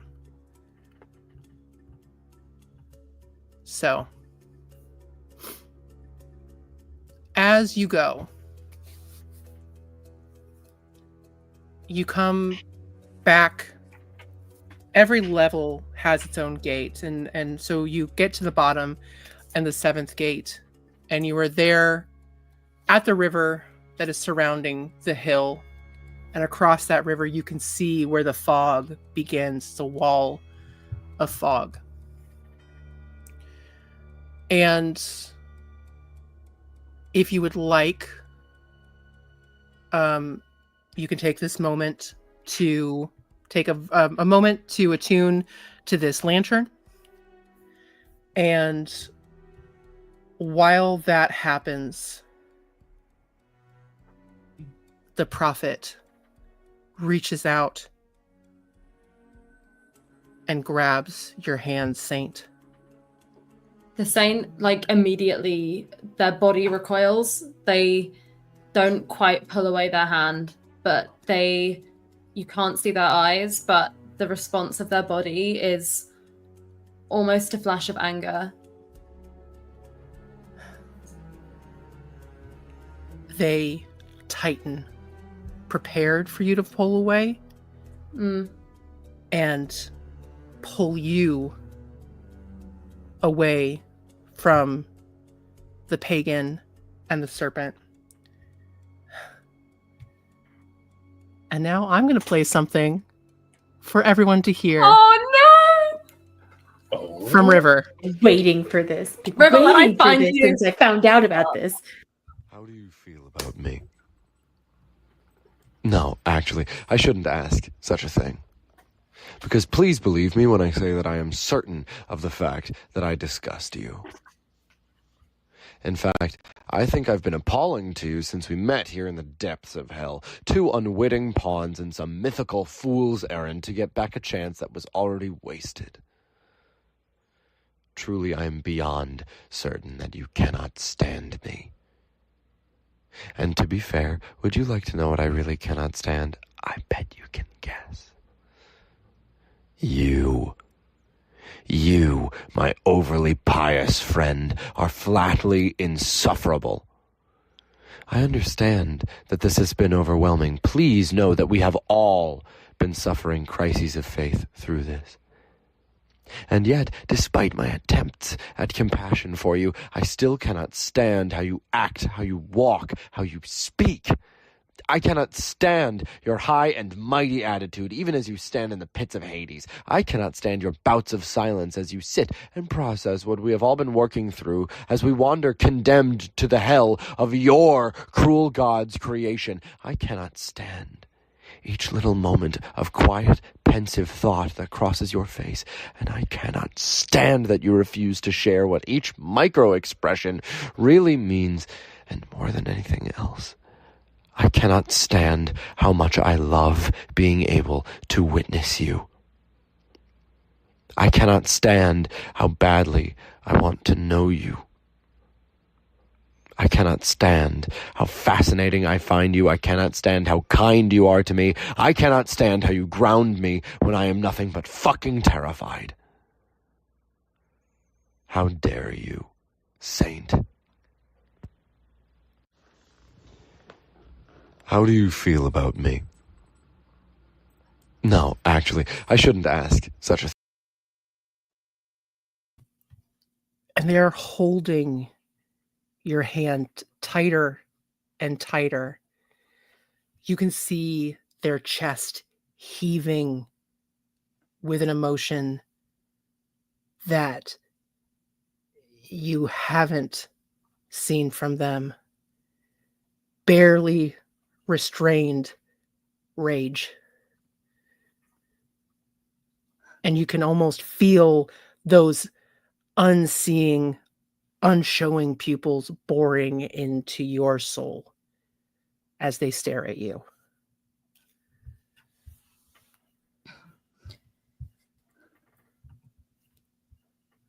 The saint is shaking themselves.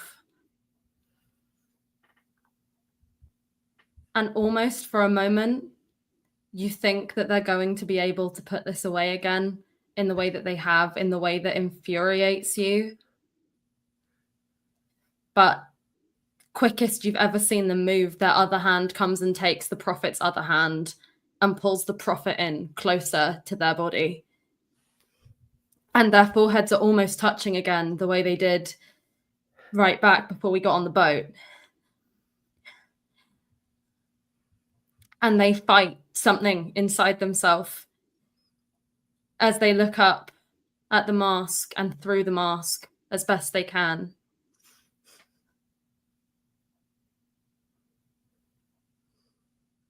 It terrifies you. It terrifies you. You who can stand and speak and process and have all of your feelings out loud. How the fuck do you think I feel? How the fuck do you think it's been? You say you're sure that you disgust me, that you are a revolting thing to me.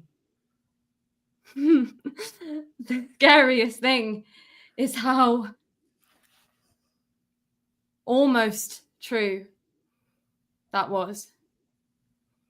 Because you terrify me.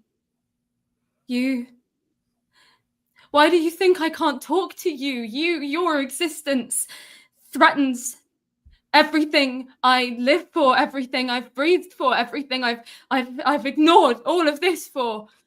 You can stand there and say the things you say and do the things you do and you can conjure life from your palm.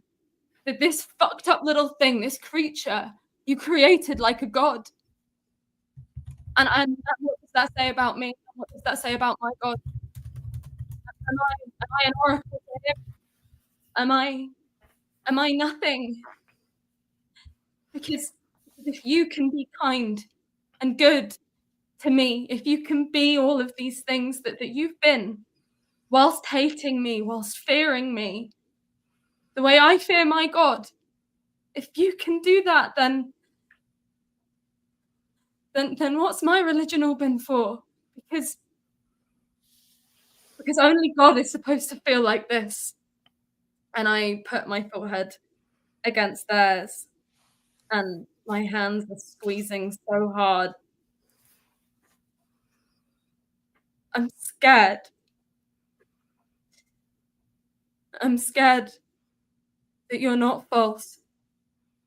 And I'm scared that he is, and I am. Or that none of it means anything anymore. That's what you make me feel, but that's not what I feel for you. And I'm sorry if I've hurt you. Because I don't think you deserve it anymore.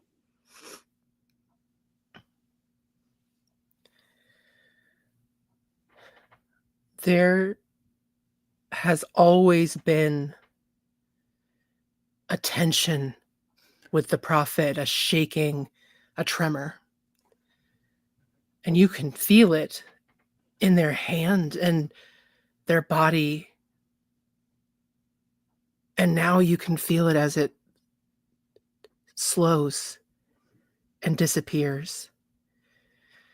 And they're still holding the hand that you grabbed, but they do let go of the one that they grabbed. And they press their forehead against yours and reach up to cup your face in their hand.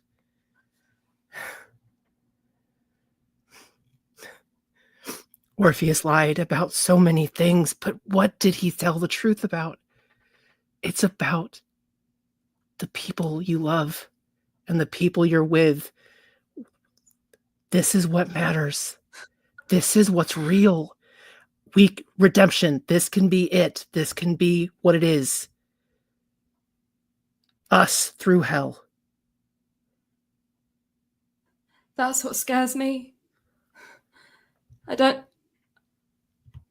know how to believe in something like this. Not something like this.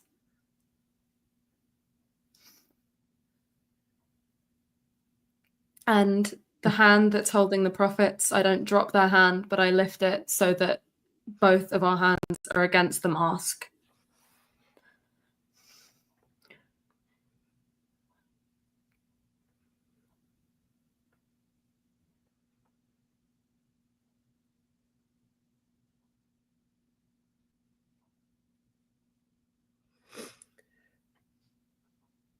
One step at a time. Always forward, right? Always forward.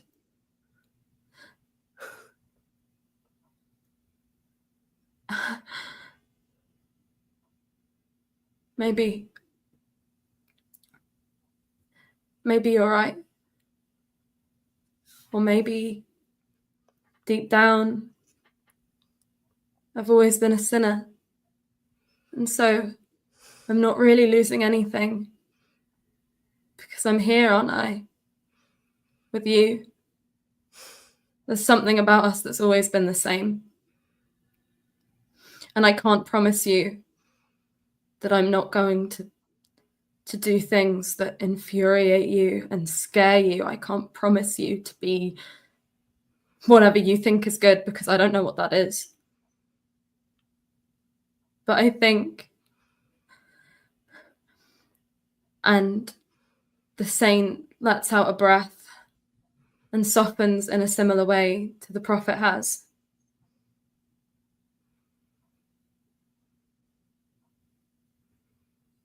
I think I can try to be here with you.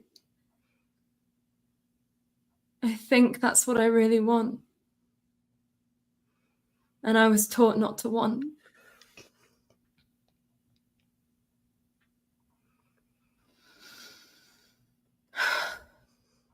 But we move forwards. All of us. Together. Together.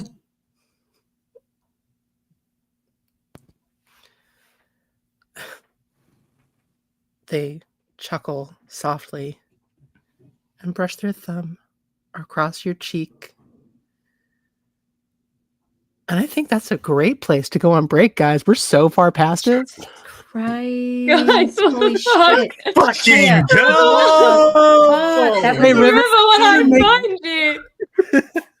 thanks, River, for helping me make Taya cry on the stream. River, when I fucking find you. Friendship is magic. Friendship is magic and love in this house. And Oh my yes, God. always forward merch Friendship. needed. I love I'm it. gonna Okay, we're die. taking 10 minutes. We're going to watch Yep. a little video. We're going to watch a Jesus video where Christ. Taya cries more in a corset. And then when we come back, we're going to roll for the winners of all I those do. two awesome games. We'll see you back here in 10 minutes. We love ya. See you soon. I got to hit play, I guess. Let's go.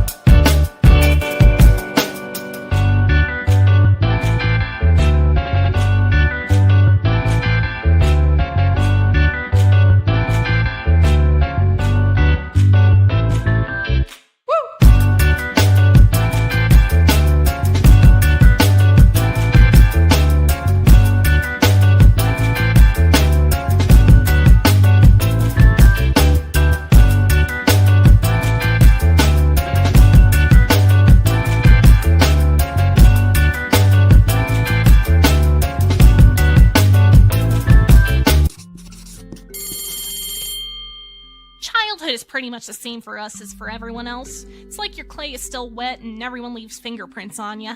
The art teacher of life hasn't gotten the kiln working, so we need to sit on the windowsill of time and bake in the sun of experience, and then we end up with bits closer to the sun that end up with the cracks of hard knocks because they bake quicker. Everybody goes through that. But, well, our best friends are monsters. Scary, weird monsters that want to eat the principal's face off. But they're our bestest friends. They don't judge, they're monsters.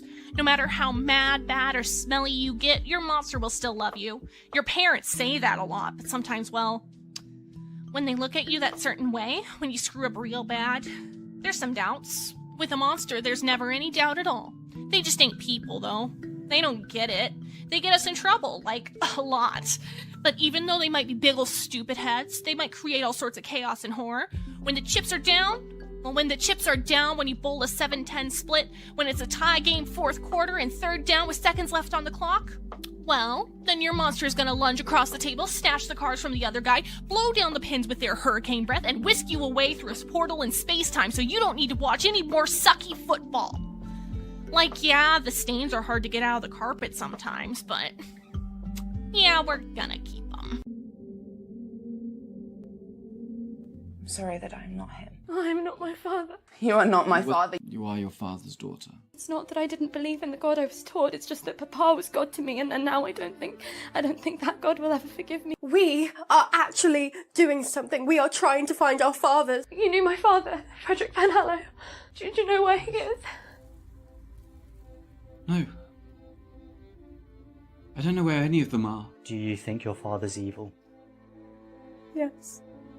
The man that leaves a small gift under your pillow every birthday, every Christmas, despite your mother. Albert! Obviously, if you've come this far, then congratulations. I have a gun. My father he makes them for a living.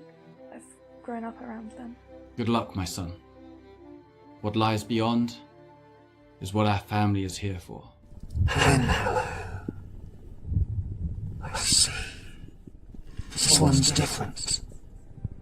Not like the others. You said I was different and that I wasn't like the others, and you were right, and I am not like them, and I wasn't supposed to. Everything I've put before you was for you, my son.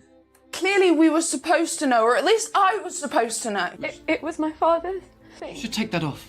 I can't. It doesn't move. I know it was in our family for years, and it was not mine. It was not my right to take it. Blast straight out the back. This is a quality-made gun by your father. If you can accomplish anything that he was capable of in his youth.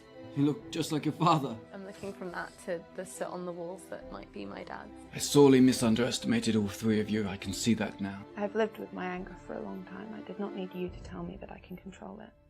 It is a ridiculous notion, actually. The fact that it has to be sons. I've just spent so long killing every part of myself for him, and It's your need to keep up appearances meant more than my happiness, apparently. I think there's an awful lot that you can't be forgiven for. And you didn't give me much reason to love you either. You were like another father to me. Yes, your father may well have failed you. he did. You made every decision knowing everything. You knew this whole time that there is no God, there is no heaven. Was she truly so bad? If she wasn't that bad, I wouldn't be feeling this way. And I don't mean that anymore in the way that I used to think that nothing I wanted was relevant. I don't think I'm the same anymore as I used to be. And I think that's good.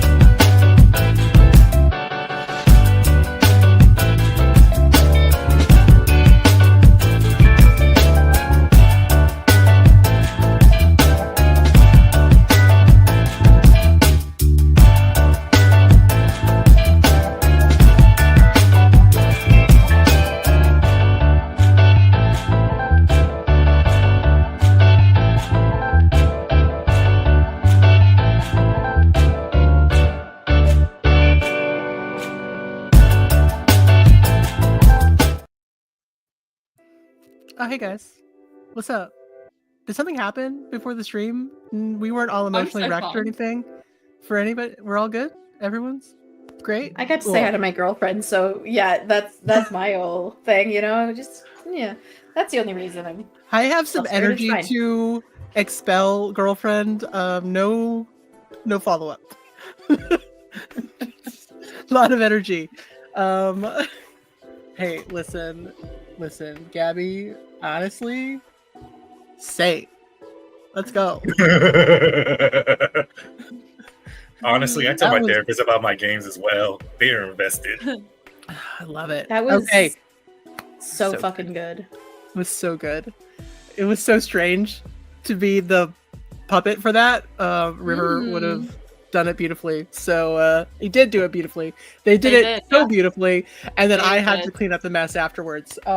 So before we move on to something very chill, nothing crazy about to happen at all.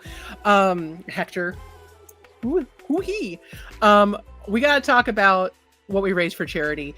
At the moment, we are currently at $667. Just one off the Sign of the Beast. Let's go, guys. But that's an amazing thing. Thank you all so much for donating, for adding to this lovely chaos all month, and for supporting just an amazing charity. Now more than ever, it is a time to support those who are in need of support. The trans community, the Latino community, we're all under fire at the moment. So if you can, lift people up, support people, and we're here to help with that and bring some levity. In the meantime, we are going to spin a wheel, and let's see. Let me get the wheel up. Okay. So, how do I show it? How do I show it, Sarah? Thanks, Sarah. Thanks, magical person in the background. We're rolling first for Thirsty Sword Lesbians. So let's see who. Click. I'm magic, and by magic I mean I'm letting Sarah do amazing work.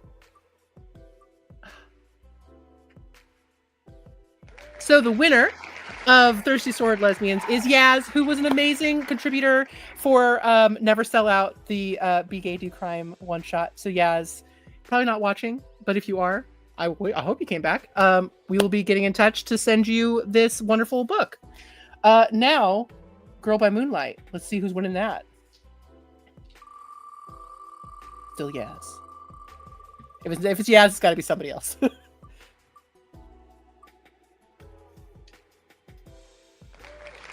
Mark D. Oh, hello, Mark. You're getting Girl by Moonlight. Thank you very much for donating. And thank you to Evil Hat Games for this amazing raffle and for supporting us. You guys are amazing, and we could not ask for a better partner in all this. We'll be reaching out to the winners who are going to be getting these cool games. So thank you guys so much for donating. Also, donations aren't over yet. If you want to give other people guns, you can.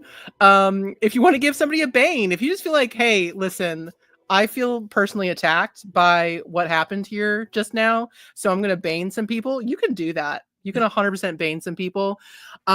We still have a good encounter on the limbo thing, so we could do that too. And we also have a lot of guns. So, or if you want to make me if anybody wants Hector to have a really dumb voice, now's the time to donate.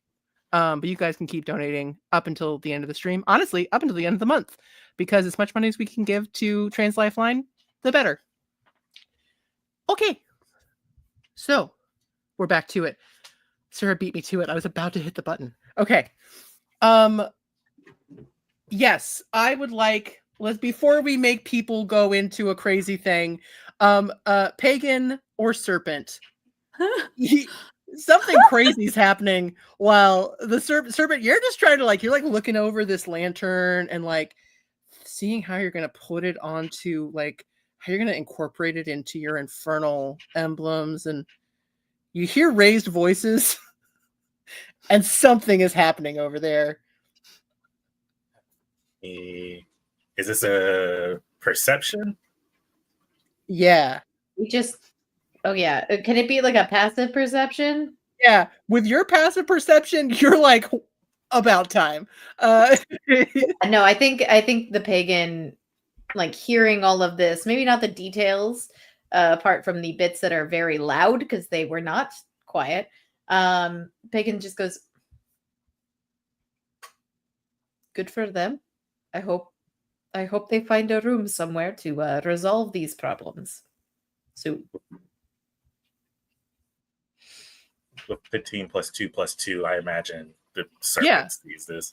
Yeah, you both look at each other like, huh. Serpent just kind of nods their head towards the pagan and says, maybe a little bit more friendliness to this journey. How are you? Oh, I'm great. I'm just as great as it can be. I can't get my accent right, but I give up. All I keep thinking about is that while we may not be Dante was alone. We all have each other to lean on. Serpent nods and extends their hand towards the pagan.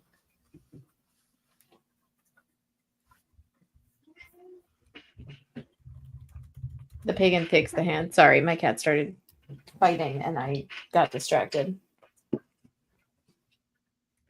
As they take their hand, they do the same kind of gesture that they did with the old man, bringing it up to their forehead and saying, we're not alone.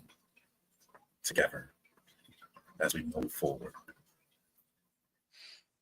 Together.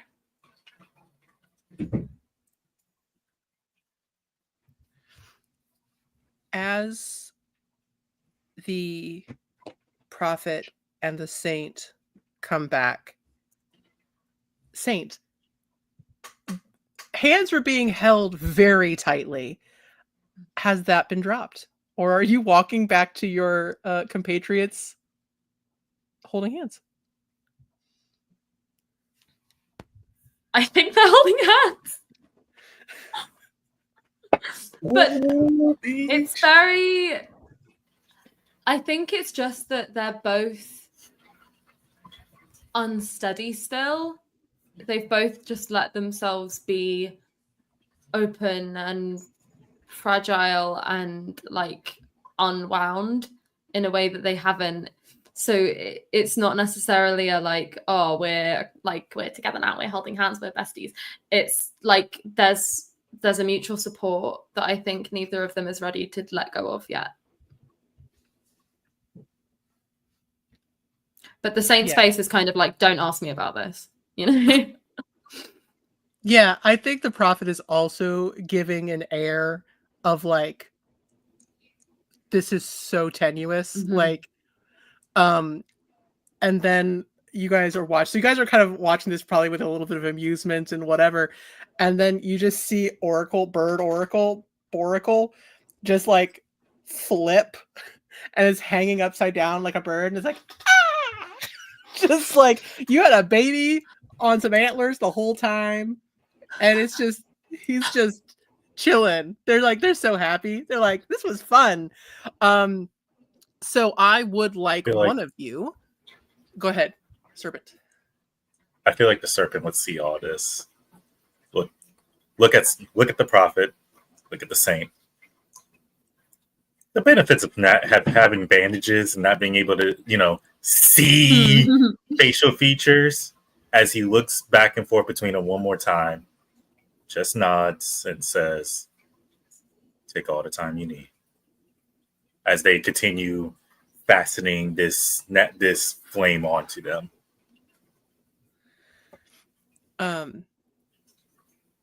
And yeah, I would like for Taya, go ahead and roll me a D10.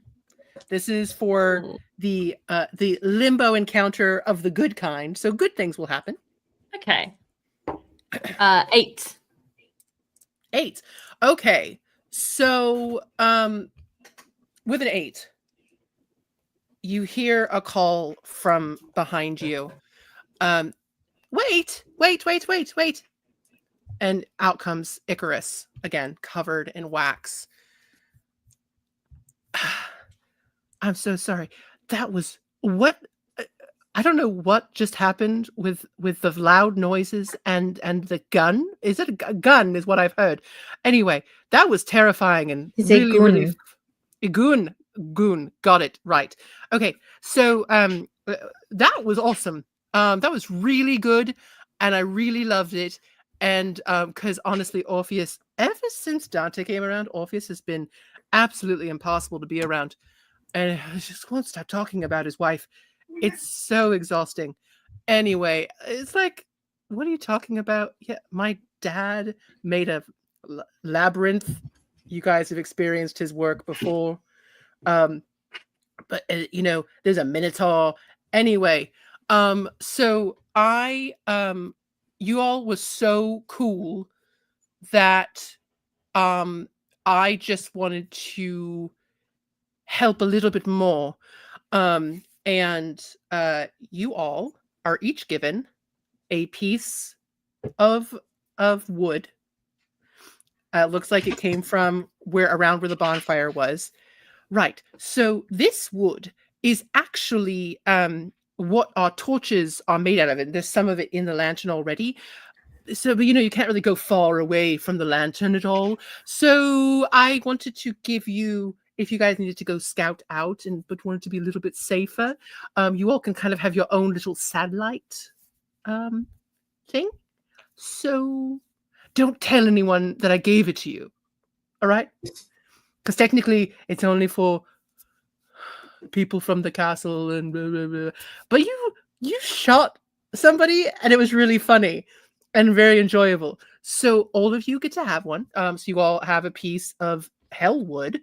And once it is, you can light it with the divine lantern. If any of you need to go off and do something on your own, you will have the benefits of a torch of divine hope, of divine light. Lovely. Those die, they have a usage, but yeah. Right. Are we also technically in like a short rest? Mm-hmm. Cool. I'm gonna use some hit dice to regain stuff.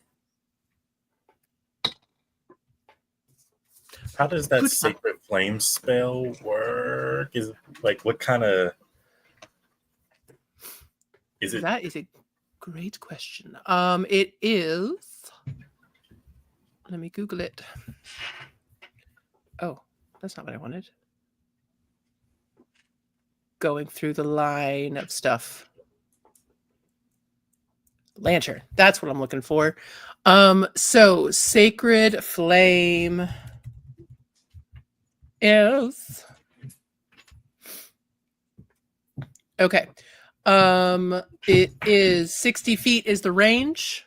It's any creature you can see within range. They have to succeed a dexterity saving throw or take 1d8 of radiant damages. Is it just like my regular attack, or is it like my spell attack? Spell attack. Ooh. What does that use? Let's do your wisdom.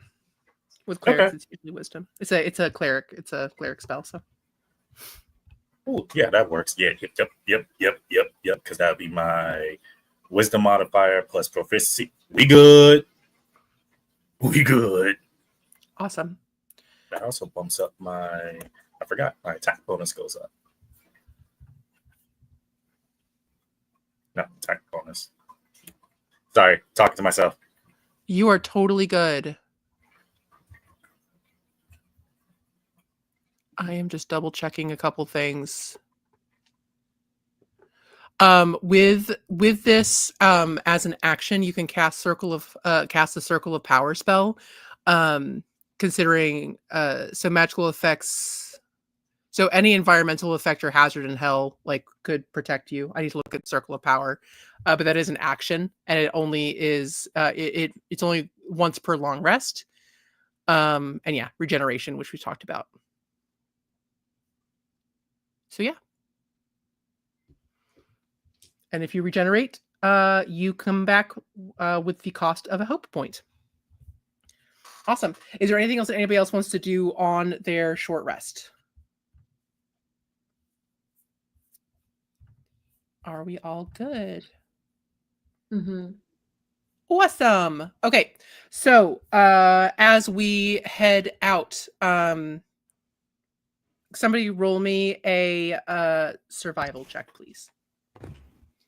I got decent survival, I think. Let me just double check that before I got a +3 if anybody can beat that.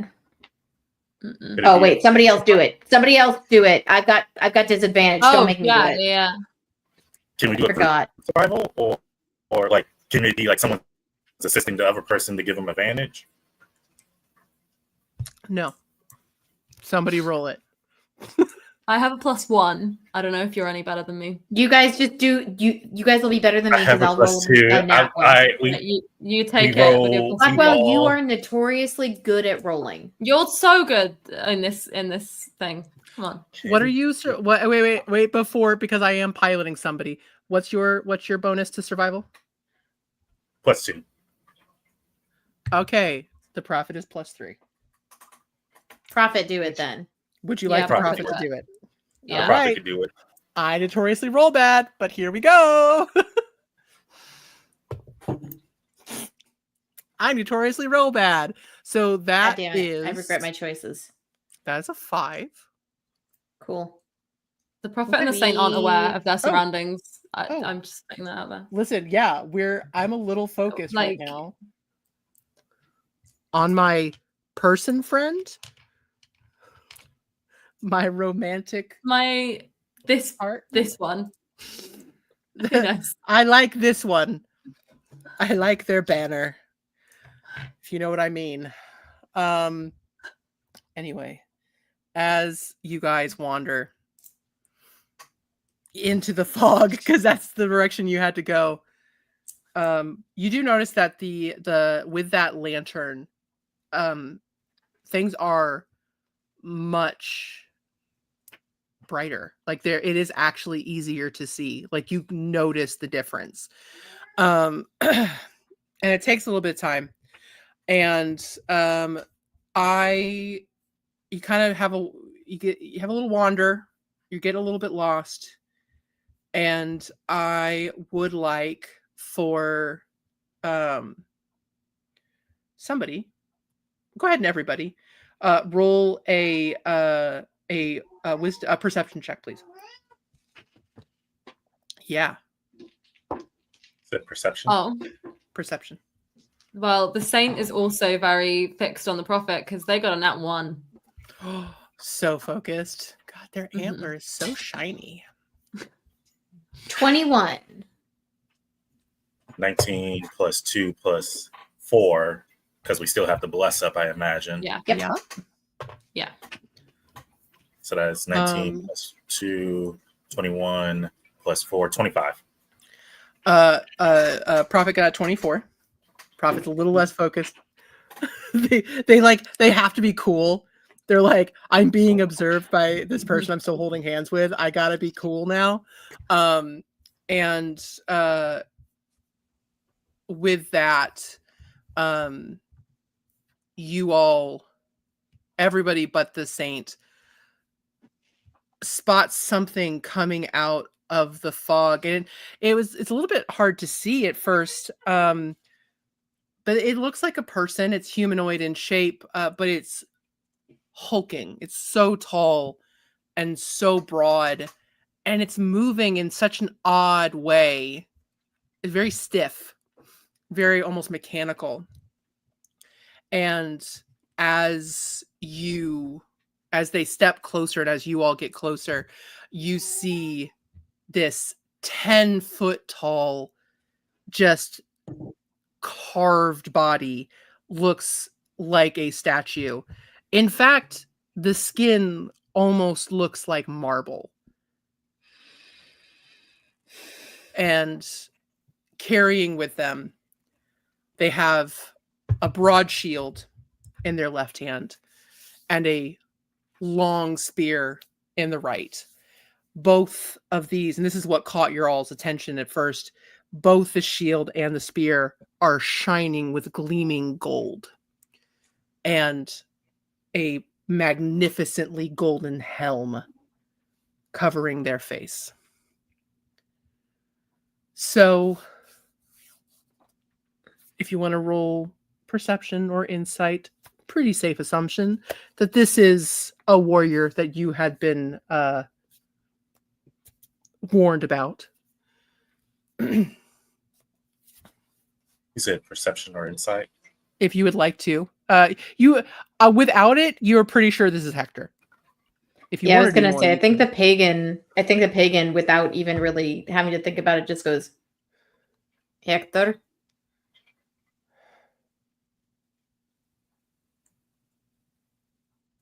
I'm not here for you. I'm here for that. And motions to the lantern. Attached to the serpent. Very interesting, but that is not for sale.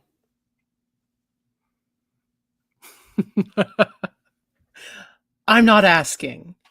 And they start to run at you. And yeah, I would like everybody to roll initiative, please. Remind me, is my initiative also at disadvantage? No, I will not make it a disadvantage. Greatly appreciated. Initiative. It was a nat 1. Please don't. I got a nat 20. Hell yeah. When it doesn't matter because it's initiative. 23. 16. Oh, wait, hold on. 13. Saint is 16. Yeah. Okay. Serpent is 23. Pagan. 20. 20. Yeah, I've got a plus 0 to initiative. I'm not very dexterous. Prophet is at tail end of the end at 13. And let's see how our good friend Hector is doing. Our good friend with a sword. No sword, with a spear.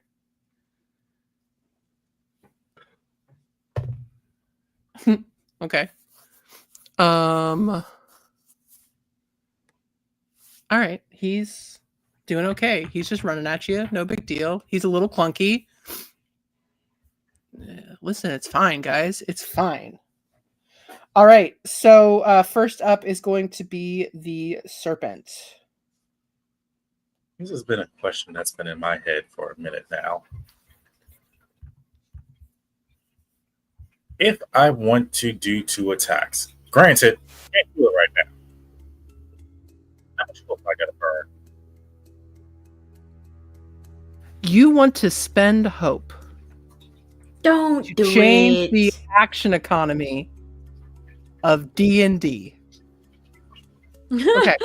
All right. Eli. Yeah, I was like, don't. 4. Oh, I thought you said 400. I was like, make it impossible. Yes, perfect. No, I'm not making it impossible. I'm going to make it a problem for somebody else. Oh, yeah. 4 hope? Okay. To do 2 attacks? For a single second attack on 1 turn. Okay. Dude, not worth it. We'll see. Because what I'm going to do, as Hector's charging towards them, the serpent's going to see them. As he calls basically for his dagger, the hope in him swirls, morphs, changes. Something feels different. And in both of his hands, interesting. Let's see what we can do. I've rolled 2 d20s for this, correct? If you're going to use guns, you've got, yes. For each shot is going to be a separate d20. Did you roll a nat 20? One's a nat Did you 20, roll- one's a 19, just flat, because I don't think we can add our dex to it. Yeah. So, oh yeah, there's no proficiency. There's no, y'all just get magic guns. You don't know how guns work. This is so added nothing to it. Okay. I'm so sorry so for the next serpent. Like, hey, we ball out here. this is Serpent Core. This is how the serpent rolls. Heather, watch yourself. Okay. So go ahead and roll me two. So roll me. It's a pistol. So roll me a d10 or 2d10 for each, for both shots total. 2d10. Let's do the crit first. Does that include? So brain's trying to remember how crits work. Okay, so I think it's called Perkins or whatever. But so max damage. So it'll be 10, and then roll to see what the rest of it is. So the first one's 19 points in total. All right. Jesus fucking Christ. And the second is 10. So that's 20. That's 29 points of piercing damage as the serpent just pulls out basically akimbo and you just hear two cannon-like sounds come from their hands. Boom.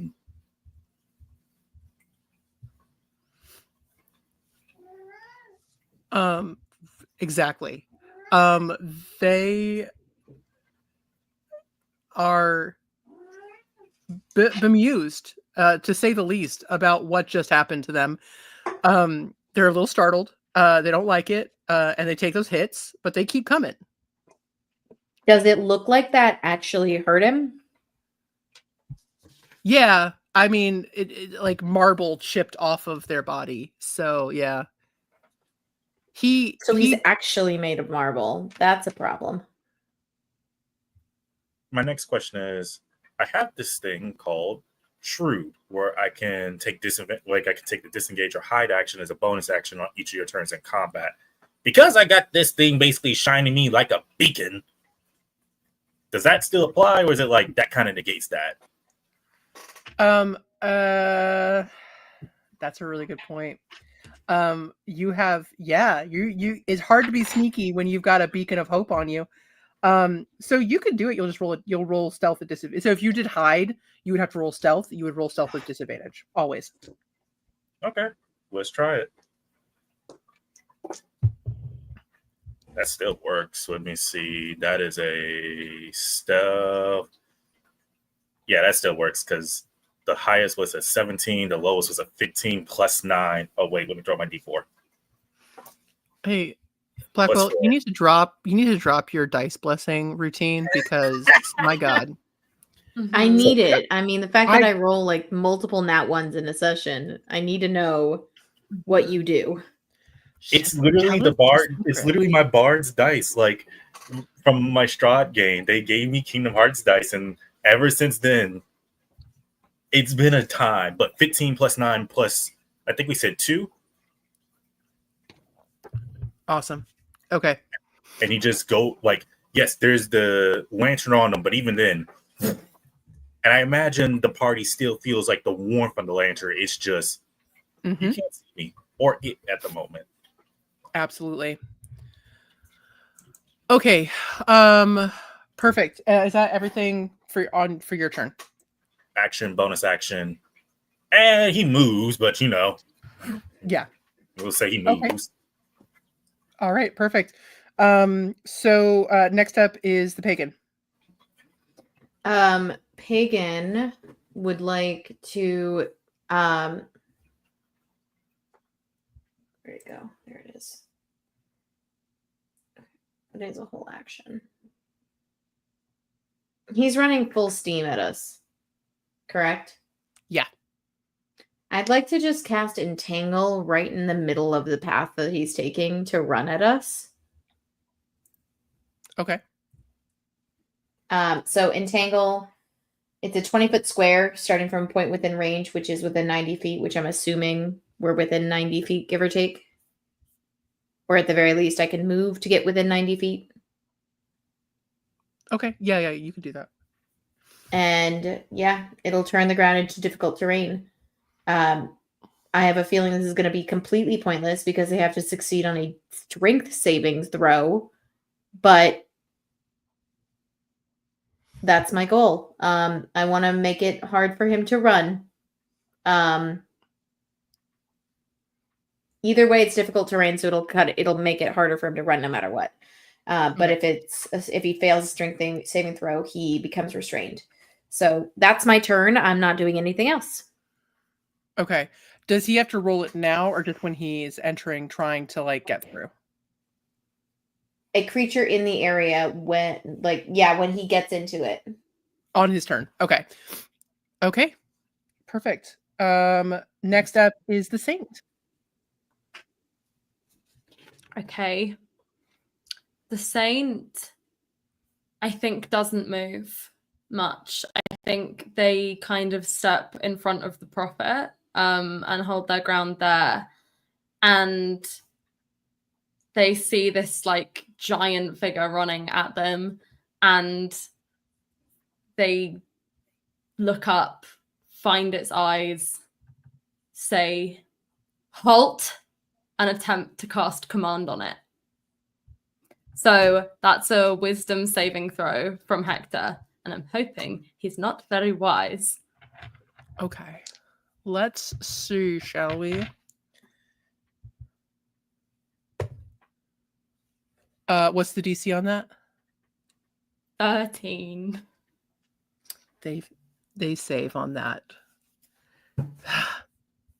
No. My Saint has never cast command and it worked. I'm mad about it. I'm mad about it, guys. Someday in the future, maybe a Saint will command it properly. Yeah. You get a little shaky about it. They're like they're trying so hard to like do the cool thing in front of the Prophet, forgetting that when the Prophet tried to do this to them, it also failed. So it's kind of calmer, I guess. All right. But so yeah, nothing else they can really do. Else? So they still hold their ground. Okay. Prophet is up next, squeezes the Saint's hand before letting go, and reaches out to try and cast Bane.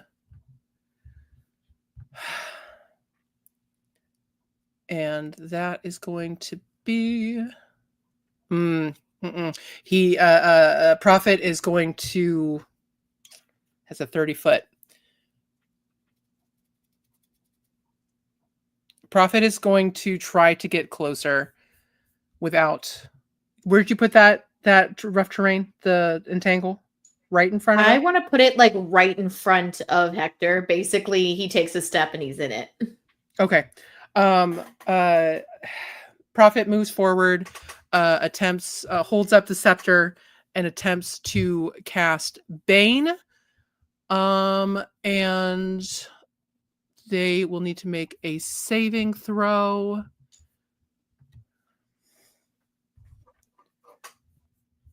What is this? It is. Come on. What kind of saving throw? It's a charisma. Charisma.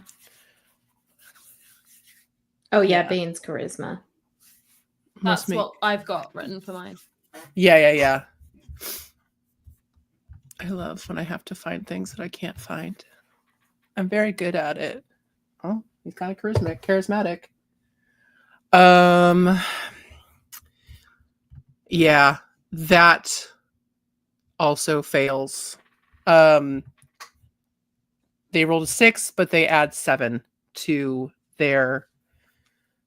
Well, no, actually, no, that does. So this from the scepter, this kind of almost sickening black mist comes out of the scepter, and you can almost see it get inhaled into Hector's lungs, and the veins of marble pulse black as they take that. And they so now the prophet is having to concentrate, but they Hector will be having to do D4, remove take away a D4 from anything, attacks, saving throws. Okay. Which means it's their turn. So they're going to step in, and this is a strength saving throw. Yes, it is. God damn it. What's my DC? Yeah, 13. Which 13. All right.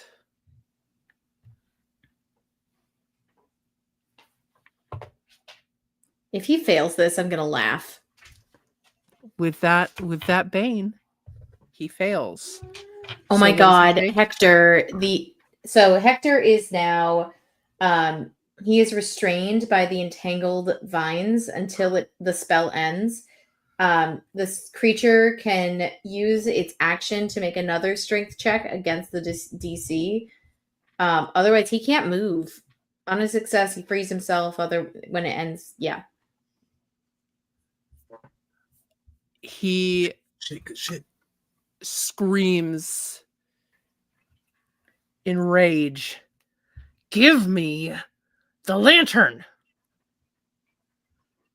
I said it's not for sale. What are you not understanding? It's not for you. I'm pretty sure it is. It was given to us by a melted man. Worthless. Serpent, it is your turn. Still in hiding. So, of course, going to attack from hiding. I'm in the mist. And all you hear is a fire ring out. Pow! Out of curiosity, how does this work with sneak attack rules? Or is it still just like to make things simple for you? Like, because I'm not trying to add anything extra complicated. Is it just a flat, like, just keep it a simple D10? You're in hiding, so you get to add your sneak attack bonus. Yes. I fucking love rogues. I love rogues so much. In this case, 2d6. I love rogues. Do I add that to the shot? Okay, cool. First, we're gonna roll. I mean, so yeah, roll to see if you hit. Also, would we get advantage because he's restrained as well? Yeah. Yeah. Because they're prone, he's restrained. So yeah, you get automatically advantage get off sneak the attack bat. anyway. So you're gonna get sneak attack the whole time he's restrained. Yep, which is a minute, so 6 rounds. Is that true for restrained? Prone? Well, prone wouldn't help because if you're doing range, prone doesn't help anything. Let me see. Let me this is when we need Google or Rosie. Rosie, do you know the answer? Because Rosie, answer. She's trying not to answer. Answer the question. This is the moment where if you're a rules lawyer, hey, like before Rosie, I start going stupid about it, but she knows it. No, you don't get advantage. God damn it! Okay. Never mind, Rosie. Yeah, that's okay because it's at 18 I plus understand. 2, which makes it just a dirty 20 for a dirty 20. It'd be a little OP if we just got to kill Hector immediately. Yeah. Correct. Yeah, that is yeah, you hit for sure. So D10 plus my 2d6. Hector's having a bad day. Hector's not meant to get shot with guns, guys, but Hector's not meant to go pride. through a lot of shit, but this is what happens when you kill Patroclus and then enrage like an entire army of Greeks. Yeah. He deserved it. Brain. Yeah, he did. Work. Mm-hmm. Welcome to the Ilium. 8, 9, 10, 11, 12, 13, 14, 15, 16, 17, 18, 19. 19 points of piercing damage. Oh my god. Turn to a Snorse. Sneak in. Sorry. And as that fire rings out, we're going to say shrewd again because I can do this indefinitely, and I'm going to take the hide action. Let me just roll real quick for stealth with disadvantage. Cool. That is throw my D4. That is a 10 plus 9 plus 2, 21. Okay. All right. So with 21, you think you hit pretty well. Perfect. So That is Pagan. You're next.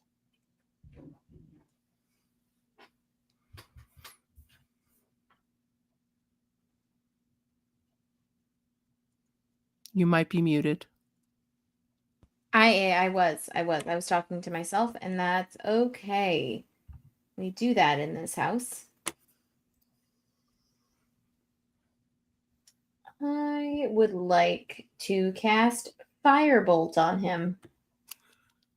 Okay. Now the question is, do I do Firebolt or do I do and risk destroying my entire entanglement?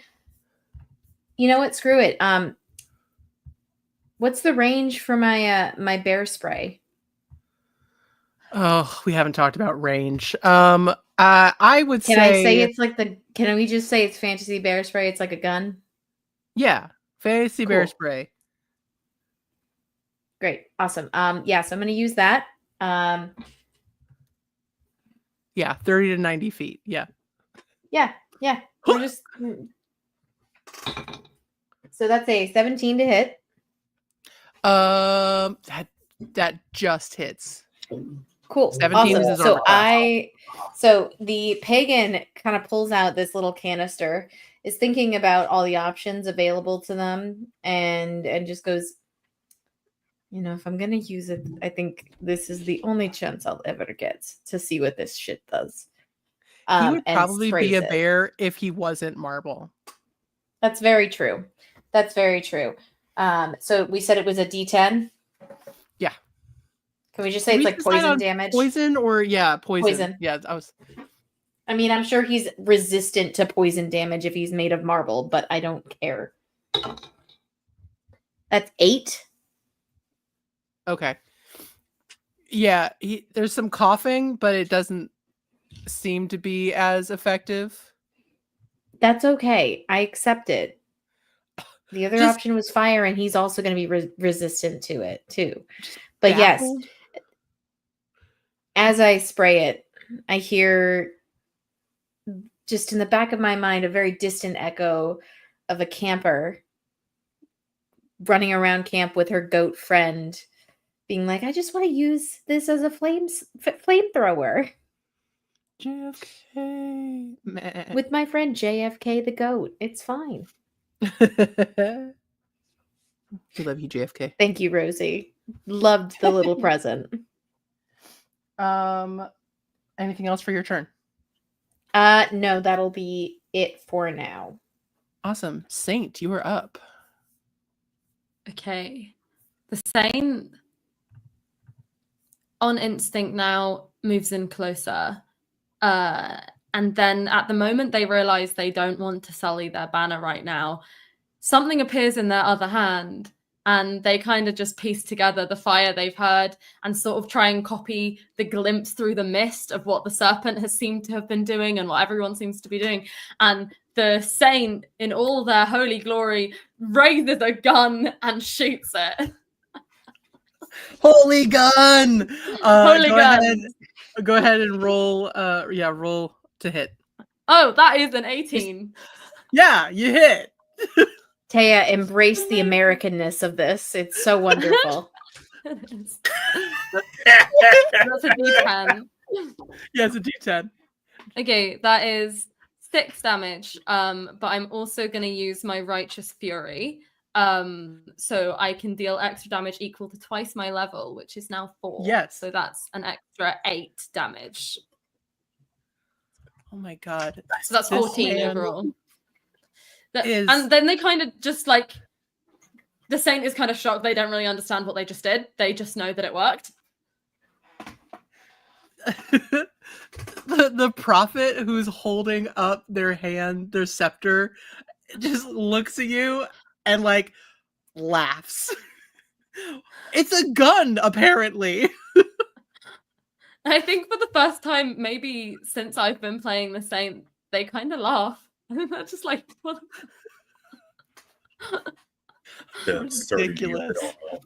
Oh god, guys, this is supposed to be a very serious fight, and it's just not. We're gonna go late, guys. We gotta shoot Hector to death. So when hell It's not gonna has send more them. relaxed gun laws than the state of Texas, this is what happens. yeah, yeah. No background checks, guys. The pagan who is holding up concentration, go on, baby. And the Oracle rises up and also shoots a gun. We're just gonna shoot this motherfucker, guys. Let's go. We're not gonna use any spell out of slots range, now. just We're out of just range. gonna shoot him. We have so many guns. Here, baby. Good job, baby. There's a song. Hold on. It didn't work. So it just kind of shoots in the air. It's a bird with a gun, so they can't aim very well. Good. Okay. Good try. Good try. Okay. Great. So that is back to Hector, who is pissed. Can't the prophet can still do stuff even if they're doing concentration. The prophet can do stuff with concentration. They choose not to. It's very a little on bit brand. different. It's a little bit different to send the baby to cause violence. That's all that needs to be said. I was just making sure we were good. I gotta get up close and personal. Also, they're so tempted to also use the gun because they've got a gun. No. Something's telling me to wait. It's almost like this voice of this other person who might want to use a gun in the future. I can't. Hey, if I get permission from Rosie to use a gun and not save it for Rosie. Rosie's literally saying right now, they can use it. I don't need it. I'll come back. I'm not Heather. I don't think they're going to use it this turn, but noted, Rosie. So they're going to go. Rosie's in it for the bit, no matter what. So yeah. Next up is Hector, who is like, while made of marble, is still like, there is still like blood coming out of the marble. Like, it's very odd. It's this black inky ichor. And they are going to, the helm is going to basically start shining, and I am going to need, who am I going to do? Well, it's going to be he can't see you. Does it have to be somebody I see? Yeah, he can't see the serpent. So pagan, saint, and prophet all need to make a dexterity saving throw, a DC 15 dexterity saving throw. At disadvantage for me or at regular? Disadvantage, unfortunately. That's but why you still I have asked. bless. With bless, that is an 18. Okay. Oh, what's up with Riv? 18 as well for the pagan. Perfect. And the prophet got 19 plus what's up with Dex? Yeah, they're fine. Okay, so you guys are all going to take half damage on this attack as 3 lightning strikes hit 1, 2, 3. So come here. Wait, we're taking damage? Half damage. We take half damage. Half damage. Gotcha. I got caught up on the question of does marble pass the lick test? And I don't know. You're gonna have to find out. I know. I don't have marble. I gotta find some marble now. I'll go to Italy and just lick the statue of David. They're totally cool with that. Let me tell you. Oh yeah, absolutely. No. So you all take 17 damage halved to 8. Okay. Points of lightning damage. Very glad I did that short list. Mm-hmm. Short rest.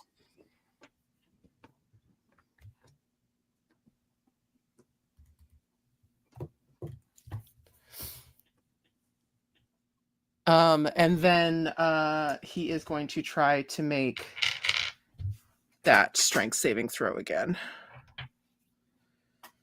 With Bane, because that's still up. Oh! Although... He's got to roll a concentration. Yep. Yeah. I do too, actually. Yep. Do you have something up? What is it? Yeah, the entangles and is yeah. concentration. So you guys, so 10. You got to beat a 10. Which Riv did not. So Bane is gone.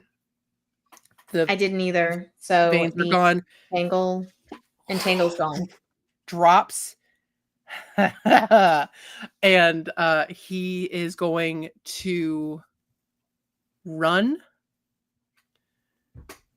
And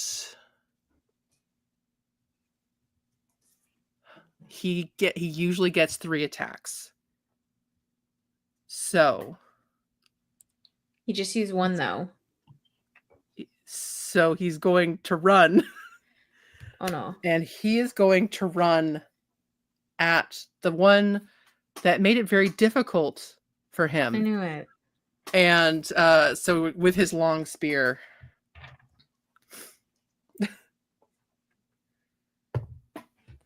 And that is that's in 26 to hit. Yeah, that hits. That's gonna hit pretty hard on my AC of 13. Oh, I'm very sorry. It's okay. I got things I can do here. Y'all got guns. That's going to be 14 points. That's 14 points of piercing damage. Cool. I'm down to 6.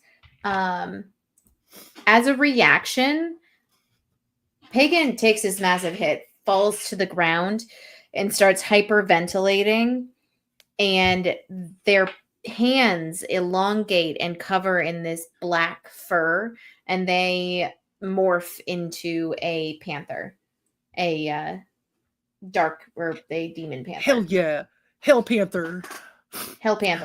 So they are using their reaction, which is an ability they have, to wild shape. It's a reaction that's triggered only when they get attacked.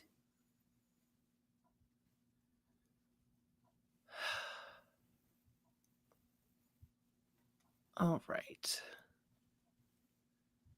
It's going to he is going to take a step back using a legendary action to not provoke attacks of opportunity. Okay. And step away from the cat.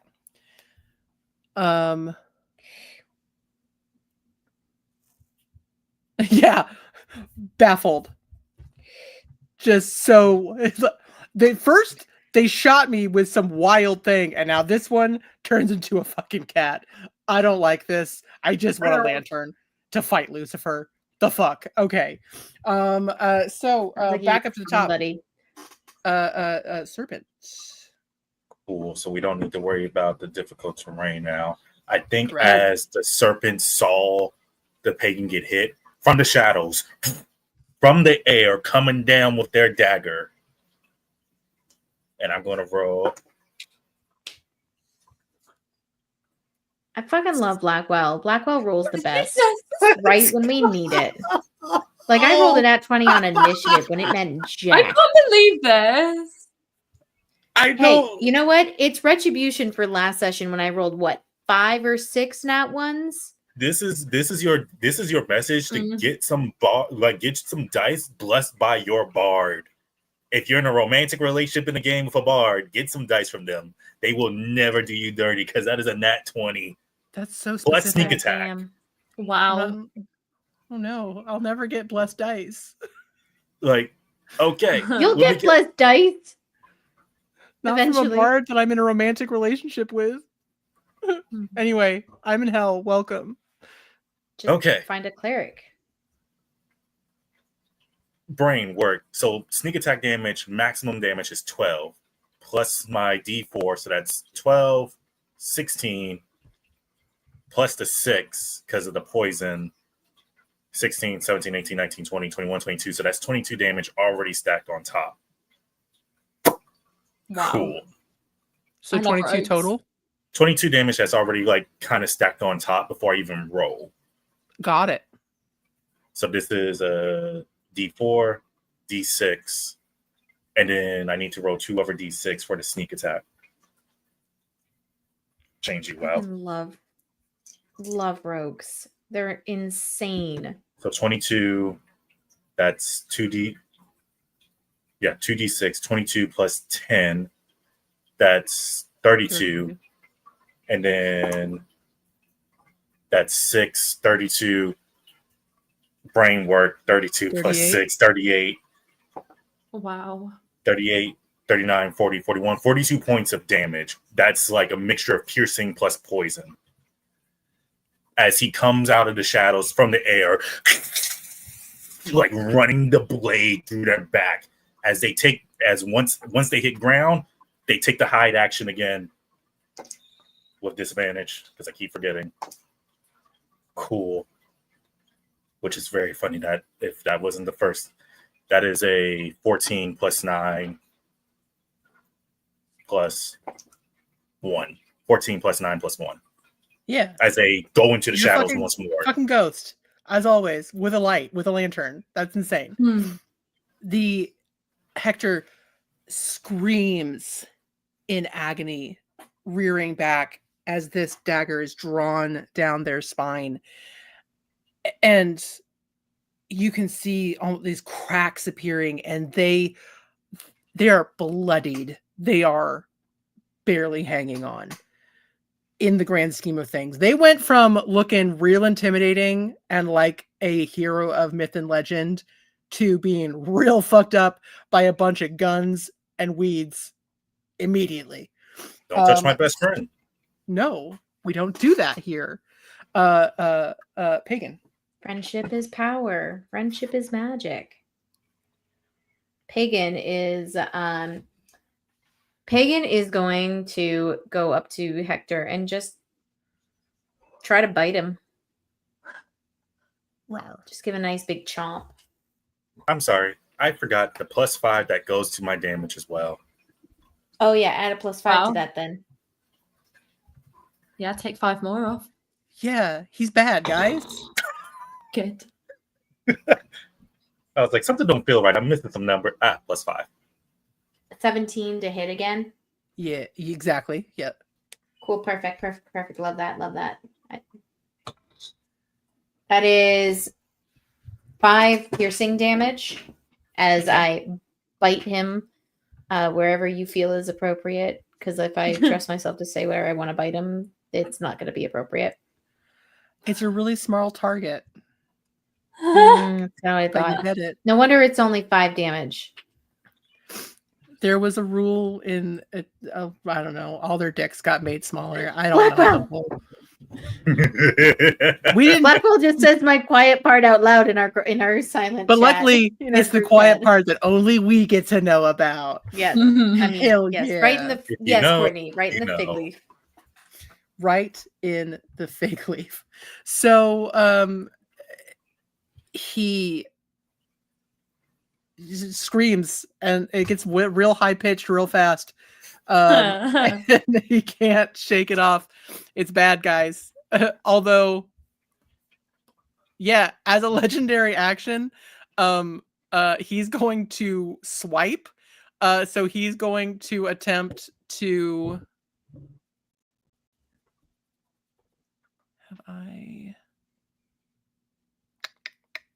Yeah, he's going to use this to try and anybody within 10 feet has to succeed a dexterity saving throw of 16. Cool. So, Serpent, did you get out of the way of 10 feet? I didn't. I said I hid. I did not say I moved. So should we rule it as I'm in You're that? still, if you did, yeah, you didn't move, you just hid. So DC 16, dex. I'm not worried about your dex, my guy. I got a 9. Okay. You get swiped off of his fig leaf, and you are knocked prone. Do I take any damage with this? No, you just get. It's just trying to get people That's fine. knocked over. I just want to make sure. Yeah. 16 plus 7, so weave. Even in the shadows, just weave. Yeah, you're just jumping over it. Yeah, exactly. Awesome. Okay. Next up is the Saint. So the Saint sees, I think, up close, because we're still sort of, I think, side by side. The Saint sees the moment the Prophet loses their concentration, and sort of witnesses that in their body, and just kind of locking into this strange new thing called teamwork that kind of disturbs them. The Saint is going to attempt to cast Bane on Hector. So make me another charisma save, please. Let's go team, come on. Mm-hmm. It's low. My spell save DC is low. Yeah, and their charisma save is high. Oh, not that high though. What's your save? 13. They fail. Yes. Let's go. They fail. They rolled a 3. Nice. They rolled a 3 and plus 7. So yeah, only 10. Amazing. So they are baned once again. I think, yeah, in there's just the split second that the Prophet drops it, and then like the Saint's next move is to immediately like put it back. And then for my bonus action, I take a step forward and attempt my channel divinity. So I need him to make a wisdom save. All right. The first time we've seen it. Mm-hmm. Wisdom save. What is the DC on that? With his Bane, 13. Okay, guys. Hope high, because he is passing as of right now. He needs to roll a 3 or 4 to save. Please, your God. Oh no. Yeah. So he only had 2 taken away. So it beats it. Beats it. Right. So he got just Nothing 13. happens, but it would have been cool if it did. Okay. We can try But again. yeah, that's fine. That's my turn. And then the Prophet is going to smile as much as one can through all of this.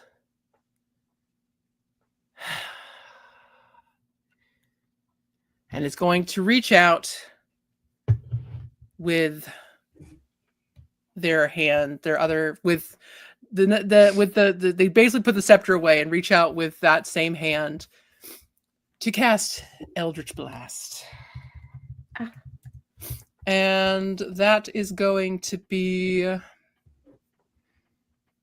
let's see. So they're going to roll to see if it hits. Eldritch Blast. God, I'm so sorry, River. It doesn't with a 12. It bounces off the armor. Okay. Fuck it. And he pulls out the gun and shoots with the gun. That absolutely fucking hits. I support it. That good. Fucking it hits. Better. Yes. If Rosie's giving up her chance. Exactly. I'm not going to waste a gun.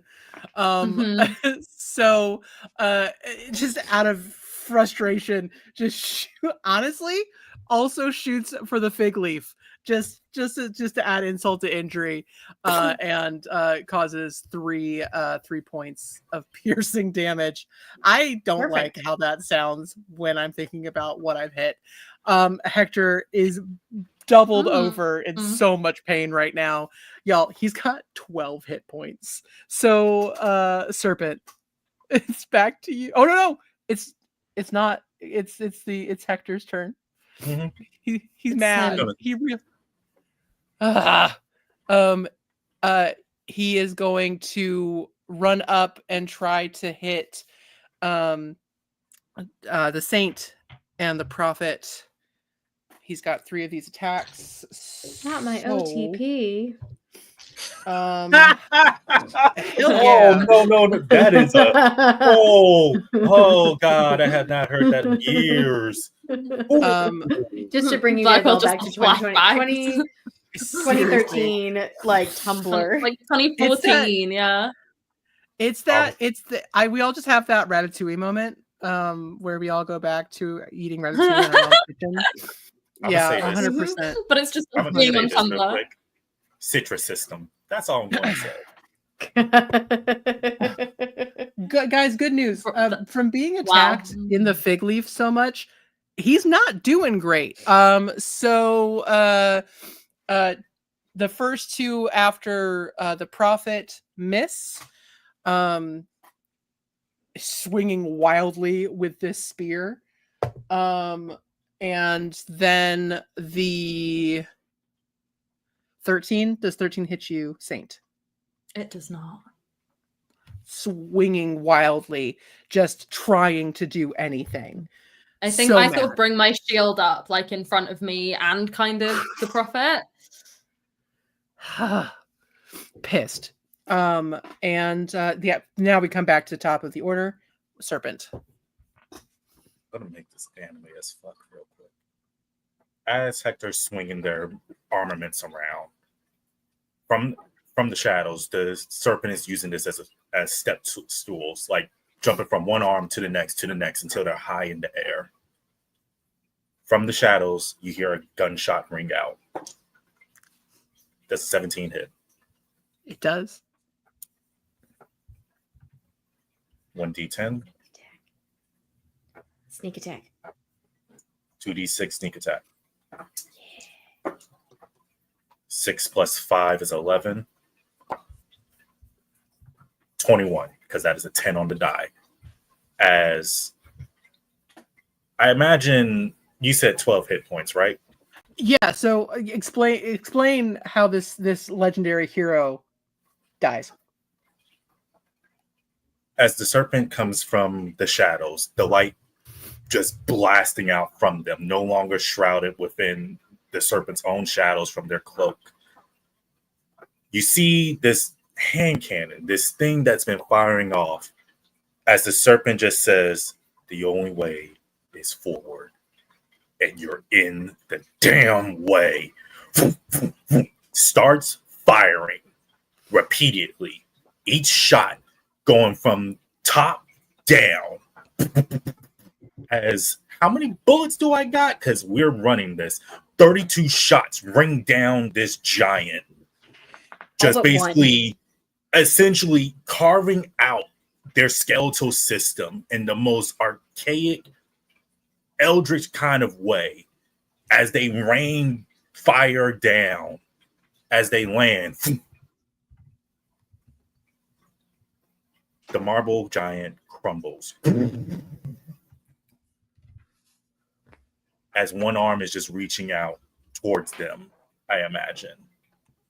And I will remove myself as the narrator and give it back to our DM. As Hector falls in chunks with this, those chunks they crumble upon each of themselves until there's nothing left but white ash and a golden helm sitting amongst the ash. Now, for what you all... Yeah, go ahead, Pagan. Just for flavor, Pagan drops out of wild shape, de-anamorphing as it was, still on the ground. They stand up and they just kind of whip their hand around and whistle and create, using Druidcraft, create a small gust of wind, taking that white ash and dispersing it through the mist, never to be seen, as far as we're aware, at least. And that's as far as you're aware. For my players and for the audience, all damned souls have a chance at redemption in the end of days. This is what everyone's waiting for. Especially noble spirits, because they didn't do anything wrong. They're just here because they weren't baptized in the Catholic Church. This last act of our friend Hector, now that has damned his soul. So he is now destined to reform, and you may see him again in the fifth circle of hell as a plain damned soul. Now, I will also say to my party, and I will also allow you to talk to the people you're going to be passing things along to. The helm is yours for the taking. It is something that can be equipped and attuned. It no longer belongs to him. So it can become an infernal artifact for the travelers. I will be happy to give anybody the information about what that is. We'll do that in the back chat. But if you would like to just pick it up and take it with you for the time being. Actually, I think the prophet, in fact, goes, yes, I can't wear it, but yes. The prophet strides forward, scoops it up.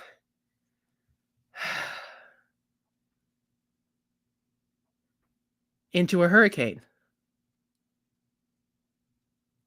Pepper will come up to him, place a hand on their shoulder, squeeze it just gently into a hurricane, friend.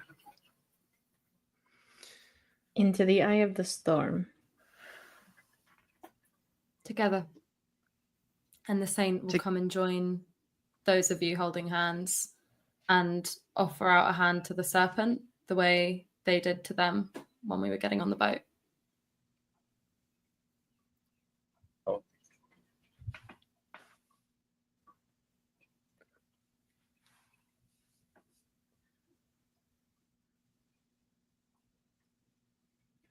Sorry, a lot just ran through my head all at once. The prophet gets a little quiet and a little jealous. Of course he has jealousy issues. Of course they do. Canon. Riv made that canon. That is a happy. That's So the behind prophet's the given map. the saint nice character development, and now they're mad about it. Not mad, just jealous that they don't get a handhold. They're all good. It's fine. The serpent sees this. And without even thinking, they take your hand, cup it in their other hand, and bring it to their forehead and say,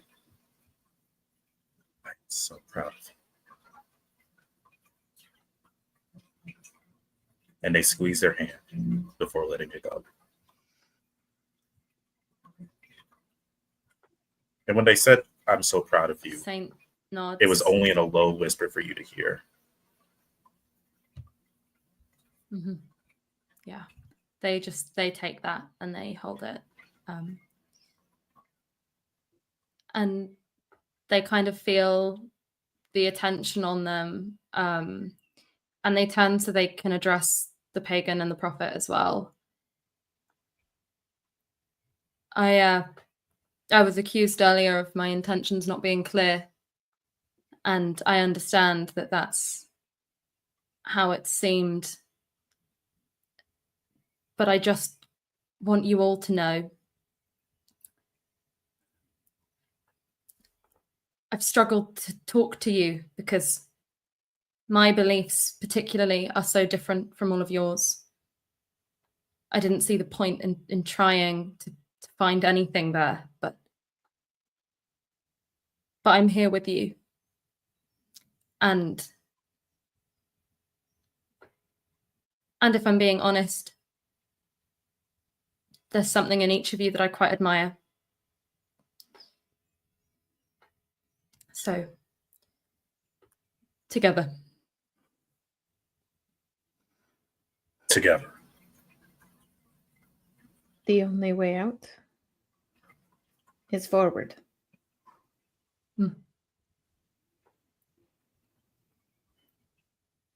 There's no going back. Eli, you're muted. I had nothing to say.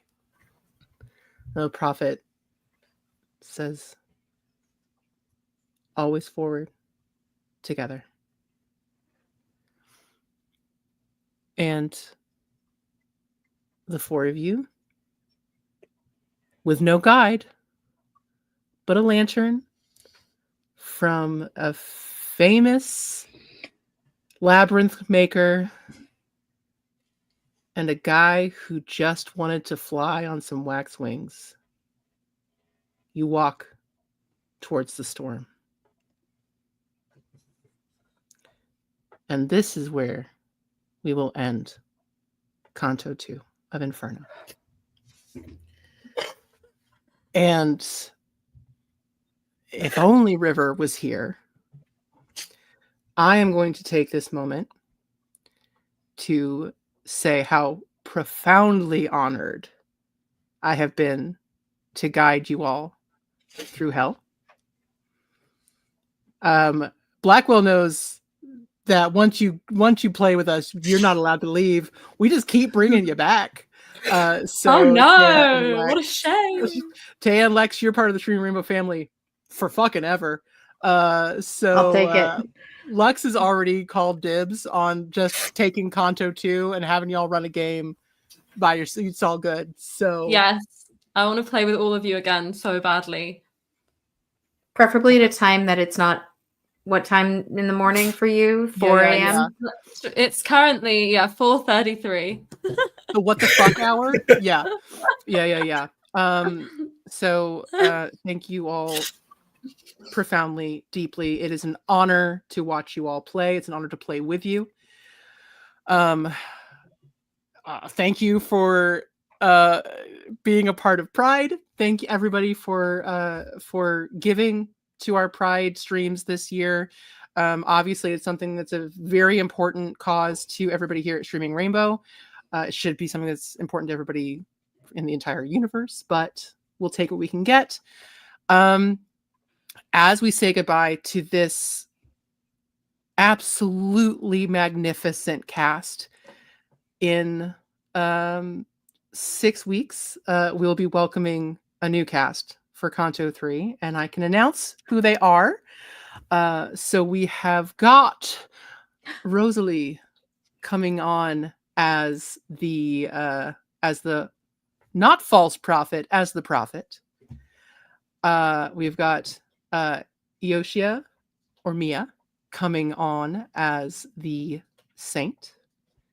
We have got Midnight Heather coming on as the next serpent.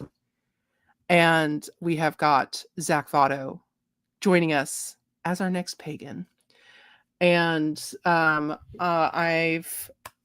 and all their socials are now linked in the Twitch chat. So please follow them, like them. They all do amazing things. Inferno, as always, will be taking a little break while I mourn the loss of an amazing cast and get ready for a new one. But in 2 weeks, you can join us with Game Master David for a one-shot of The Hunt using a new system that he and Lux have actually designed themselves. So come join us in a couple weeks for some eldritch nonsense. It's going to be amazing. It's going to be fucking awesome, and you're going to have a great time being scared shitless.